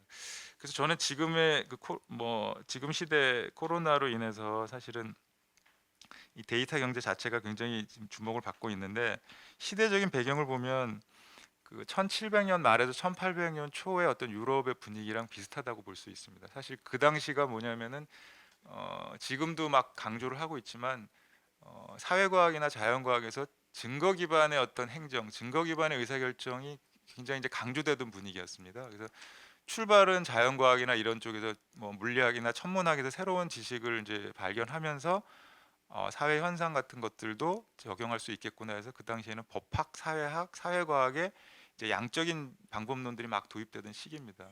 그래서 이제 가장 먼저 출발한 나라가 이제 프로이센인데 프로이센이 이제 그 당시에 1805년에 정부에서 처음으로 이제 세계 최초로 통계국이라는 그런 데이터를 관리하는 조직을 만들었습니다. 그래서 처음에 내무부에 있다가 수상 밑으로 갔다가 뭐 이런 식으로 했는데 결국 그 당시에도 프랑스나 그 독일이나 그 뭐 프로이센이나 영국 이런 나라들이 서로 이제 어떤 그 국가의 경쟁력을 확보하기 위해서 어떻게 그 국가와 관련된 데이터를 수집할 것인가에 대한 많은 고민을 하면서 서로 경쟁해서 어떻게 보면 그 이후에 그 세계 속에서 어떤 자국의 어떤 이익을 또 권리를 잘 찾아가는 그런 발판이 되었듯이 지금도 사실은 현 시점에서도 새로운 어떤 디지털 경제 하에서 데이터 경제 하에서 새로운 상태에서의 어떤 국가 간의 경쟁 결국에 데이터 주권으로까지 이어지는 상황이기 때문에 어떤 뭐 이런 국제연구교환 입장에서는 이제 그런 적절한 대안, 거버넌스를 어떻게 확립하고 공유를 어떻게 잘 할 것인가에 대한 적절한 대안을 마련하는 게 아마 소명이 아닌가 이런 생각이 듭니다. 네. 예, 정종찬 그룹장께서 그 국가 데이터 전략과 관련해서 해외 정책 동향에 대해서 말씀해 주셨고요. 그다음에 데이터 가버넌스라든지 그 데이터 주권의 그 강조되어야 할 부분에 대해서도 좋은 말씀이 있었습니다. 이어서 키스텝 이윤빈 센터장님 토론 부탁드리겠습니다. 네, 안녕하세요. 키스텝의 이윤빈입니다. 이렇게 그 발표가 이어지고 그 다음에 이제 패널 토론을 진행을 할 때 마지막 패널이 되면은 할 얘기가 거의 남지 않거든요. 역시 오늘도 예외 없이 그 윤종민 교수님이랑 경영창 그룹장님께서 데이터의 가치, 그 다음에 거래 시스템, 그리고 국가 데이터 전략, 그리고 거버넌스의 히스토리까지 말씀을 다 해주셔가지고 제가 어떤 얘기를 할 수 있을까라는 고민이 더 커진 게 사실이고요. 근데 이제 오늘 저희가 121차 그 수요 포럼 데이터를 주제로 이제 논의가 진행이 됐었는데 아마도 최근 한 5년 전부터 데이터에 대한 중요성 이건 많은 분들이 강조를 많이 하셨고 특히 금년도에 코비드 19 사태를 지나가면서 데이터 그다음 디지털에 대한 게 더 관심을 받고 많은 부분들에서 이제 움직임이 있는 것 같습니다. 저 개인적으로 보면 제 이메일 박스를 보면은 그 요즘 폭발할 지경이거든요. 그래서 뭔가 큰 변화가 있다라는 걸 확실하게 알 수가 있고요. 그리고 그 코비드 19 이후 포스트 코비드 19을 얘기할 때 그리고 또 국가의 회복 탄력성 이런 부분을 얘기할 때 여러 가지 안건과 의제가 있을 수 있겠지만 항상 디지털이 그 중심에 있고 디지털의 핵심은 데이터인 게 확실하다. 여기에 대해서 아마 이론의 여지가 없을 것 같습니다. 그래서 그 측면에서 봤을 때 이게 이제 저희가 변화의 시기에는 뭔가 또 대응을 해야 된다는 이런 위기의식, 이것 때문에 이제 데이터에 기대는 부분이 있는데, 좀 전에 이제 앞에 패널분들 말씀하실 때 데이터 얘기를 하실 때 다시 한번 생각해봤어요. 왜 우리가 데이터에 계속 이렇게 기대려고 하고 데이터를 중요하다고 하는가라는 부분을 근본적으로 보는 게 좀 중요할 것 같아서 말씀드릴 때 제 개인적인 생각이지만, 일단 데이터가 많아졌을 때 우리가 뭔가 좋은 일이 있을 것 같다라는 생각을 할 수 있고, 크게 두 가지로 나눠서 볼 수가 있는 것 같아요. 데이터가 많아지면은 일단 무슨 일이 벌어지고 있는가에 대한 현황에 대해서 정밀하게 파악할 수 있을 것 같다. 그런 생각이 좀 들고요.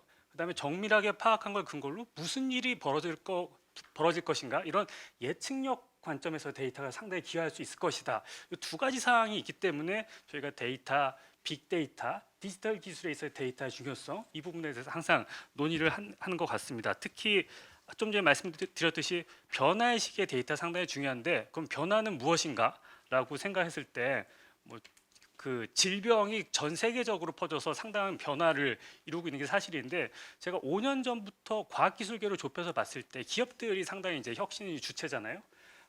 그 유럽연합에서 그 인더스트리얼 R&D 스코어보드를 발표를 하고 있고 매년 발표하는 겁니다. 2,500개의 기업들, R&D를 많이 투자하는 기업들을 1위부터 말등까지 순위를 내서 발표를 하고 있는데, 뭐 자랑스럽게 삼성전자는 항상 탑10 안에 들어 있습니다. 근데 이게 별 변동이 없다가 5년 전부터 약간의 변화가 있었는데 분포의 변화가 있는 거예요.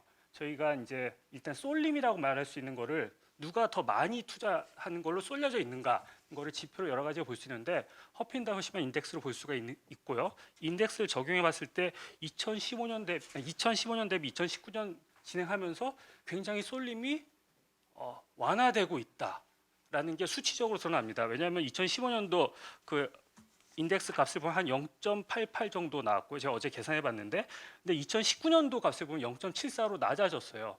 그게 새로운 주체가 R&D 판에 뛰어들었기 때문에 변화가 있는 거고, 랭킹을 봐도 소프트웨어 업체들이 많이 탑10 안에 들어있는 걸 알 수가 있습니다.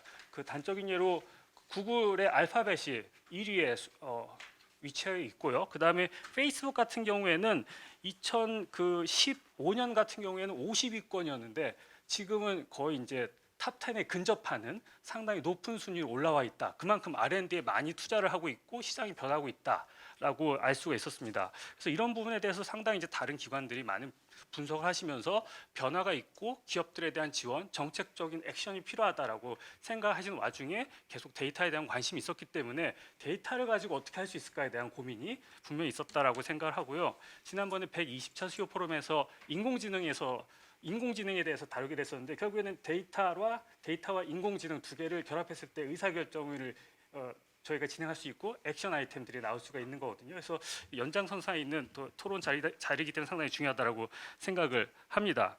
그래서 제가 전략과 뭐 거래 시스템, 가치, 그 다음에 데이터 연계, 히스토리, 이걸 다 제해놓고 할 수 있는 얘기를 딱 보니까 일단 측정에 대한 얘기를 좀 드릴 수가 있을 것 같습니다.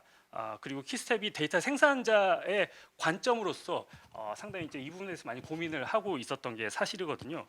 원장님께서 맨 처음에 말씀하셨던 니콜라스 네그로폰테 교수의 Being 디지털이다라는 책을 아마 많이들 보셨을 텐데, 그 맨 앞부분에 도입부에 이런 얘기가 나옵니다. 그 네그로폰테 교수가 어떤 반도체 업체를 방문했을 때 노트북을 들고 가요. 근데 이제 보통 저희가 방문하면은 뭐를 가지고 들어간다 이렇게 적게 되어 있거든요. 근데 그때 교수님의 노트북에 시리얼 넘버랑 그다음에 가격을 적어주세요라고 반도체 그 회사 직원이 질문했던 거예요. 얼마짜리 노트북이냐?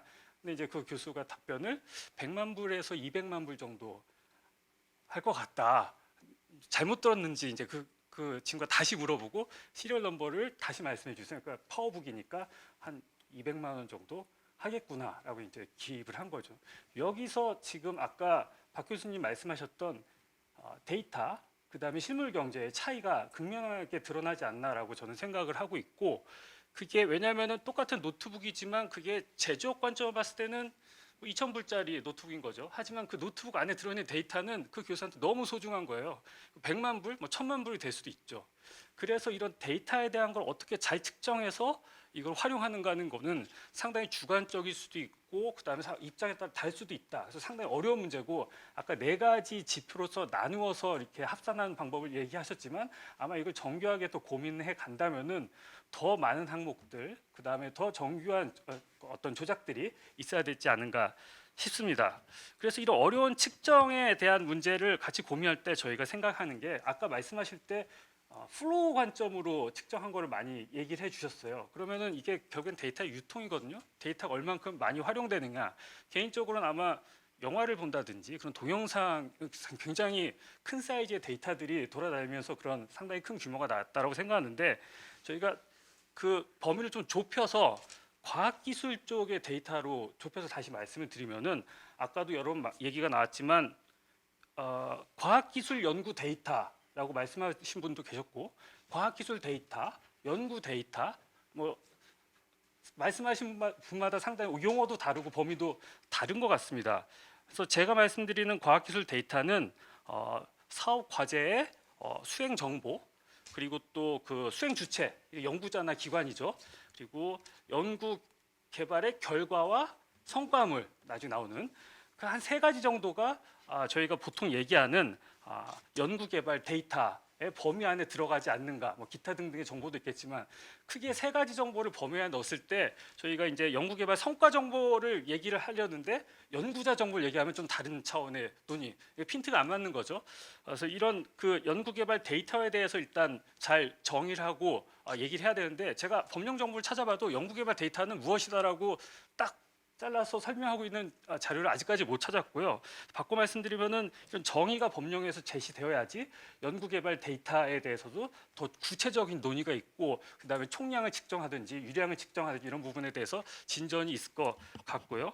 그다음에 이제 데이터가 결국에는 의미가 있으면은 활용이 돼야 되는데 연구개발 데이터 관점 봤을 때 왜 활용이 되지 않는가를 곰곰이 살펴보면은 신용 관점에서 살펴보면 한 세 가지 정도 격차를 극복하지 못해서 데이터가 잘 유통이 안 되는 것 같습니다. 첫 번째가 데이터 생산량, 엄청나게 많은 생산량이 있는데 그걸 분석할 수 있는 기술이나 사람들이 인지할 수 있는 양의 격차가 있는 거예요. 그래서 어널리시스 갭이라고 할 수 있는 이런 격차가 상당히 크고 또 하나가 생산자가 생각하는 품질이랑 데이터를 이용하는 사람이 생각하는 품질의 품질 격차 상당히 크기 때문에 아까 설문조사를 박 교수님께서 말씀해 주셨지만 쓸만한 데이터가 없다. 그다음 데이터를 쓸 수 있는 인력이 부족하다. 저는 두 개가 같은 문제라고 생각합니다. 이런 격차를 좁히면은 두 가지 문제가 같이 해결이 될 것이다라고 생각하고요.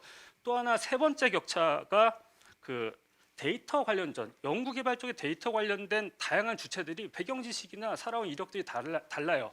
그래서 어떤 데이터를 봤을 때 전달해주는 상당 그 전달 격차가 사람마다 기관마다 다른 분야는 다른 이런 문제가 연구개발 쪽에 있기 때문에 상당히 데이터가 잘 활용도 안 되고 유통이 안 된다라고 생각합니다. 그래서 이런 그 어널리시스 갭, 그다음에 퀄리티 갭, 그리고 전달 격차 이런 것들을 극복하기 위한 노력도 같이 있어야지 아까 말씀하신 데이터 총량이 또 의미가 있고 그 국가 간에 비교하는 게 의미가 있지 않을까라는 생각이 드는데요. 아마 복잡한 데이터에 대해서 얘기를 하면 결국에 남는 거는 단순한 데이터만 남거든요. 발표를 아까 많이 해주셨지만 아마 대한민국이 5위 했다 정도가 사람들 머릿속에 남아있을 것 같고 네 가지 정도의 지표를 썼다.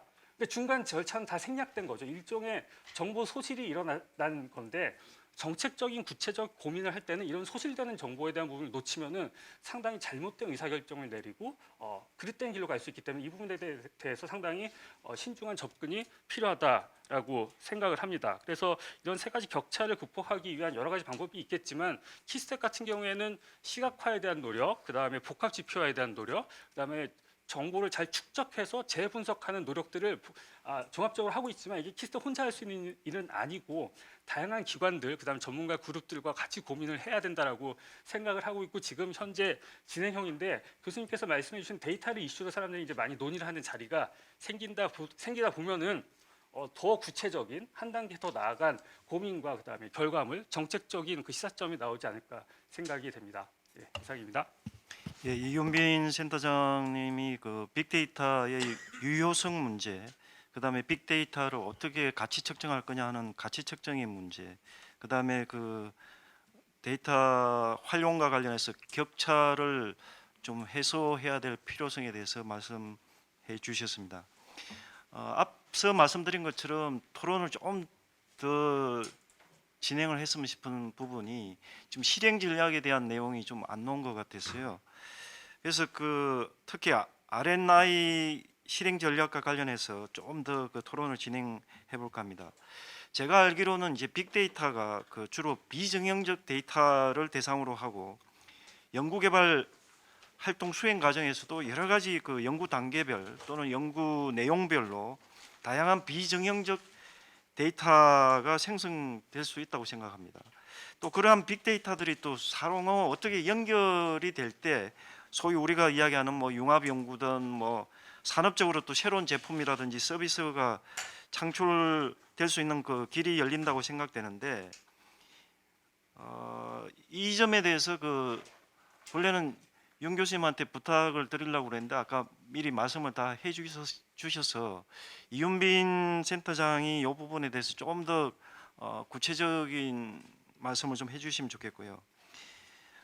두 번째는 이번 주 아까 말씀도 있었지만 월요일 날 데이터 거래소 금융 보안에서 데이터 거래소를 개소했다는 뉴스가 있었습니다. 이 R&I 부분 연구 혁신 분야에서도 분명히 데이터 앞서 말씀드린 R&D 각종 연구 내용별 또는 연구 단계별 그런 다양한 데이터가 있을 텐데 이 데이터를 데이터 거래소와 같은 어떤 실행 전략으로 좀 연결하는 그런 가감한 어떤 추진 전략이 있었으면 좋겠다는 생각이 듭니다. 이에 대해서 정용찬 그룹장님이 좀 보완해서 말씀하실 게 있으면 말씀해 주시면 고맙겠습니다. 이윤빈 센터장 부탁드리겠습니다. 예, 일단 발표자분도 어떤 의견이 있으실 것 같지만 일단 제 개인적인 생각을 말씀을 드리면은 굉장히 다양한 종류의 데이터들이 여러 출처로부터 나오고 있는 이 현황에서 연구개발 쪽에 있는 과학기술 혹은 혁신에 이르는 좀 범위를 넓게 잡으면요, 이런 데이터들을 어떻게 활용할 수 있을 것이고 그다음에 이제 막연한 기대보다는 지금 있는 데이터에 대한 정확한 파악이 상당히 중요하다고 생각하고요. 그걸 위해서 지금 빅데이터 많이들 말씀하시지만 스몰 데이터에 대한 관심을 다시 한번 둘 필요가 있다고 생각합니다. 일례로 보면은 지난 4월달에 나액이라고 OECD에서 진행하는 경제 문제에 대한 새로운 접근 포럼을 컨퍼런스 이제 매달 진행하는 게 있는데 4월달에 진행된 내용을 보면은 빅데이터에 대한 상당히 풍성한 데이터가 사람들이 접근 자체를 막고 있다라는 어려운 장애로 있고 빅데이터를 스몰 데이터로 전환하기 위한 노력을 누군가는 해야 된다라는 부분에 대해서 발표가 있었고 그 실사례에 대한 게 있었고요. 그런 부분에 대한 노력이 한국에도 있어야 되지 않을까라고 생각을 하고요. 단 정책적으로 빅데이터라든지 연구개발 쪽에 있는 데이터를 쓰는 거는 약간 조심해야 될 게 기업이 소비자한테 어떤 상품이나 서비스를 팔기 위한 관점의 분석과는 정책 분석은 저는 달라야 된다고 생각합니다. 왜냐하면 이게 놓치는 부분에 대한 파급이 기업은 물건 안 팔면 돼요. 하지만 정책은 그 놓친 부분 때문에 미래가 달라질 수 있기 때문에 상당히 좀 신중하게 접근해야 될 필요가 있고요. 하지만 전통적인 데이터와 빅데이터를 혼합해서 쓰는 혼합 데이터의 활용에 있어서는 어떤 데이터의 어떤 빅데이터가 갖는 대표성의 문제, 연속성의 문제, 그다음에 해석성의 약간 해석이 본 사람에 따라 달라질 수 있는 부분이 분명히 있습니다. 이런 세 가지 정도의 문제가 좀 해결이 돼야지 다음 페이스로 넘어갈 수 있다라고 생각이 되고 이런 부분에 대해서는 미국이나 유럽이나 국제기구에서도 빅데이터를 어떻게 전통 데이터와 혼합해서 정책적으로 잘 활용할 수 있을까에 대한 집중적인 고민을 하고 있기 때문에 거기에 대해서 한국도 모니터링도 하고 직접 참여도 적극적으로 하는 그런 어떤 액션이 필요하다라고 생각을 합니다. 윤종민 교수님, 정용찬 네. 그룹장님. 거래소 관련해서는 사실은 이제 민간 분야에서는 SK라든지 이런 데서 소위 말하는 자기들 가진 통신 데이터를 가지고 상권 분석해주고 이런 사업들을 이미 시작한 지는 꽤 오래됐고요. 하지만 이제 그거는 한 기업이 고객한테 서비스하는 거니까 거래소 개념하고는 좀 거리가 멀고 실질적으로는 이제 NIA가 일부 공공 데이터 쪽에 거래소를 한번 시험 운영한 바 있고 또 하나는 제가 알기로는 서울시에서 생활 인구 데이터라고 그래서 이제 유동 인구 데이터를 가공해서 사실은 주민등록하고 실제로 생활하는 건 다르기 때문에 뭐 서울 같으면은 경기도에서 많은 사람들이 이제 그 직장인들이 유입돼서 낮에 활동을 하기 때문에 그거에 따라서 사실은 괴리를 해결을 해야 뭐 여러 가지 뭐 신호등의 문제라든지 뭐 편의 시설이라든지 이런 것들을 정책을 세우기 때문에 그런 생활인구 관련 그 거래소를 연 바 있고, 작년에 아마 매일경제 쪽에서 그 데이터 거래소를 연 그런 그 사례가 있고, 말씀하신 대로 또 이번에 최근에 이제 그 금융보안원에서 이제 데이터 거래소를 열었는데, 사실은 이제 뭐 잘 아시다시피 거래소가 작동을 하기 위해서는 일단은 거래되는 데이터의 이제 가치 평가가 이제 제 1차적인 이제 과제인데, 여기에 대해서는 아직은 뭐 넘어야 할 산이 많다고 봅니다. 왜냐하면 이제 뭐 가장 우리가 쉽게 생각하면은 경매처럼 그 사고자 하는 사람과 파는 사람 사이에 어떤 그런 뭐 경매를 도입해서 뭐 하는 것도 하나의 방식일 수가 있겠지만, 문제는 이제 이 데이터 같은 경우는 어떻게 보면은 이걸 토대로 이제 뭐 상품이나 서비스를 개발하는 그런 부분이기 때문에 신뢰도라든지 품질에 대해서 사실은 일차적으로 이게 입증이 돼야 되는데, 과연 그 데이터 거래하기 전에 이 품질에 대해서는 누가 과연 이제 인증을 해줄 것인가. 제가 볼 때 이제 그 금융보안원 같은 경우는 아마 금융 데이터이기 때문에 금융 데이터 자체는 이제 원천적으로 어떻게 보면 이제 품질이 뭐 은행이나 이런 금융기관에서 나온 거기 때문에 보장이 된다라고 하기 때문에 이 부분은 아마 넘어갈 수 있겠지만, 가격을 매긴다든지 이런 부분들은 아마 이제 또 해결해야 될 산이라고 보고요. 그 R&D나 R&I 분야에서 이걸 만약에 적용한다라고 할 때 이제 제 생각에는 금융보다는 더 어려움이 많을 걸로 보입니다. 그리고 이제 실질 뭐 잘 아시겠지만 실질적인 트렌드를 보면 이쪽 과기 쪽은 사실은 오픈 데이터라는 개념 자체가 이미 유럽이나 이런 쪽에서부터 일찍 돼 있기 때문에 공유라는, 왜냐하면 이제 R&D나 R&I 자체의 성격으로 보면 기업을 제외하면 대부분은 공적 자금이 투자된 부분들이기 때문에 과연 이런 것들을 어느 정도 거래를 했을 때 어느 정도 그런 과금을 해야 될 것인가가 조금 고민해야 될 부분이겠죠. 그래서 과연 이건 그냥 무료로 오픈하는 것이 맞는 개념이냐, 아니면 과금을 어느 정도 해야 되냐, 여기에 대한 논란이 있을 수도 있고, 또 여러 가지 데이터가 이제 거래될 경우 그 각각에 대해서 어떻게 이제 가치를 매길 것인가, 이런 것들이 이제 거래소가 유지하기 전에 해결해야 될 과제라고 보고요. 또 하나는 이제 그 사실 이 가치 측정하고 그 품질을 평가하는 그런 것들을 이제 뛰어넘어서 과연 이제 우리가 잘 알고 있는 데이터는 뭐 공개하라라고 뭐 요청을 할 수도 있겠지만, 그렇지 않은 데이터들을 이제 연차적으로 어떻게 이제 끌어낼 수가 있는가, 지금까지는 각 기관이 가지고 있는 그런 거고, 또 이제 법적인 상황에서 보더라도 이제 그 R&I 쪽 데이터 같은 경우는 실제로 그 프로젝트를 이제 발주한 쪽과 그 수주한 쪽에 있어서 과연 이 데이터의 소유자가 누구냐, 이것도 굉장히 풀기 어려운 부분일 것 같고요. 물론 근본적으로 따지면 저기 이제 워낙 교수님께서 잘 아시겠지만 지금 우리나라 자체도 법적으로는 이 데이터 자체를 소유권으로 볼 거냐, 뭐 아니면 지재권처럼 뭐 이용이나 점유 이런 권리로 볼 거냐에 대해서 아직까지도 쟁점이 많은 부분들이기 때문에, 그리고 이제 거래가 활성화되려면 그 법에 기반한 것들이 가장 이제 중요하기 때문에 사실은 넘어야 할 산이 좀 더 많은 것 같고, 여하튼 연구기관의 입장에서는 그런 가치 측정, 품질 진단, 그다음에 필요한 법령 정비 이런 것들에 대한 기초 연구가 조금 더 필요하지 않을까 이렇게 생각합니다. 예, 감사합니다.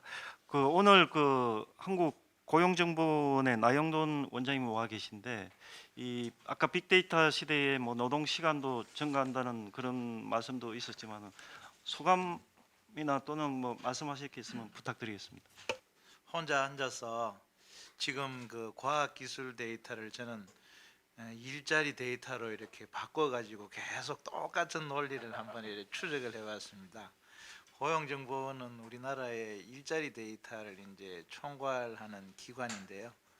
우리나라 취업자들 이제 언제 구직 활동을 하고 어떤 기업이 누굴 뽑고 또 고용보험료를 어떻게 내고 임금 수준이 어떤지 이런 걸 가지고 있습니다.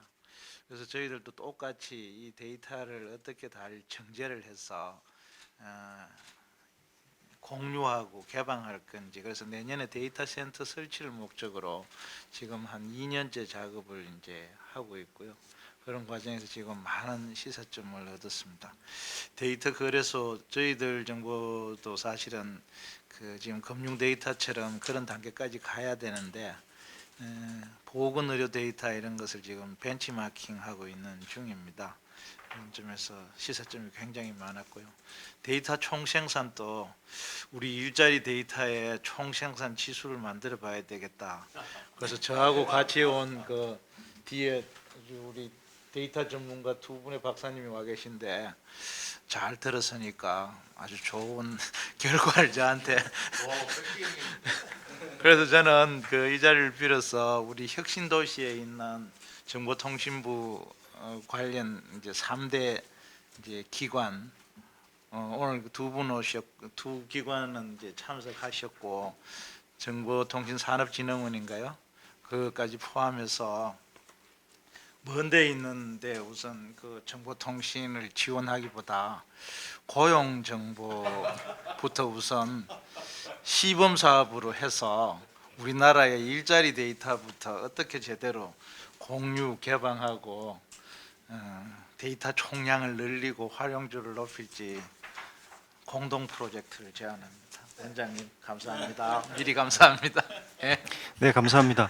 그 시간이 너무 됐기 때문에 플로어에서는 제가 질문을 안 받고 김상선 원장님께서 그 오늘 토론 듣고 또 말씀하실 게 있으면 말씀.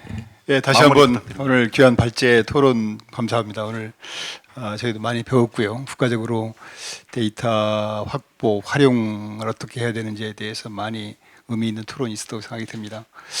사실 4차 산업혁명의 그 닉네임 중에 하나가 또 승자 독식, 위너 테이크스 이트 몰이라는 것이 있지 않습니까? 속도가 참 중요한 것 같아요.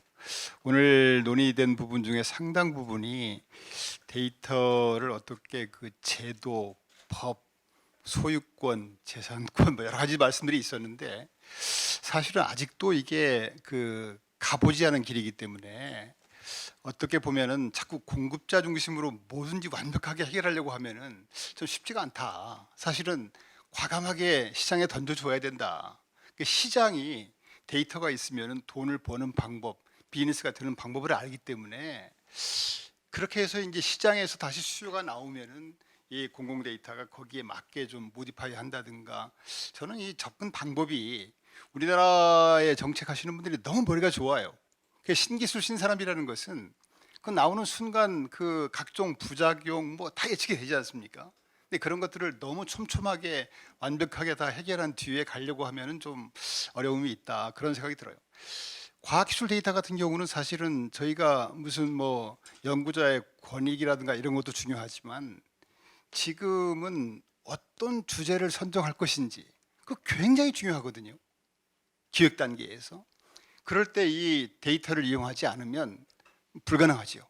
전 세계에서 나 경쟁자가 지금 어떤 연구를 하는지 어디로 가는지 또는 연구 성과를 어떻게 해야만 널리 확산하고 활용해야 되는지 그러니까 어떻게 보면 이게 물론 뭐 법제도라든가 부작용이라든가 여러 가지 그것들을 잘 촘촘히 가야 되겠지만 동시에 이제 아직 안 가본 길이기 때문에 활용 확산 그래서 저희는 뭐 연구개발 데이터를 오히려 연구 산업하는 분들한테 좀 오픈해서 어떻게 하면은 이게 비즈니스 모델이 만들어지는지 좀 돈이 되는지 그런 아이디어를 좀 얻고자 오히려 그러면서 이제 공공 데이터에서 가지고 있는 각종 정보 보호나 그런 문제를 어떻게 풀어갈 것인지 아마 검토를 해야 되지 않느냐 생각이 들고요.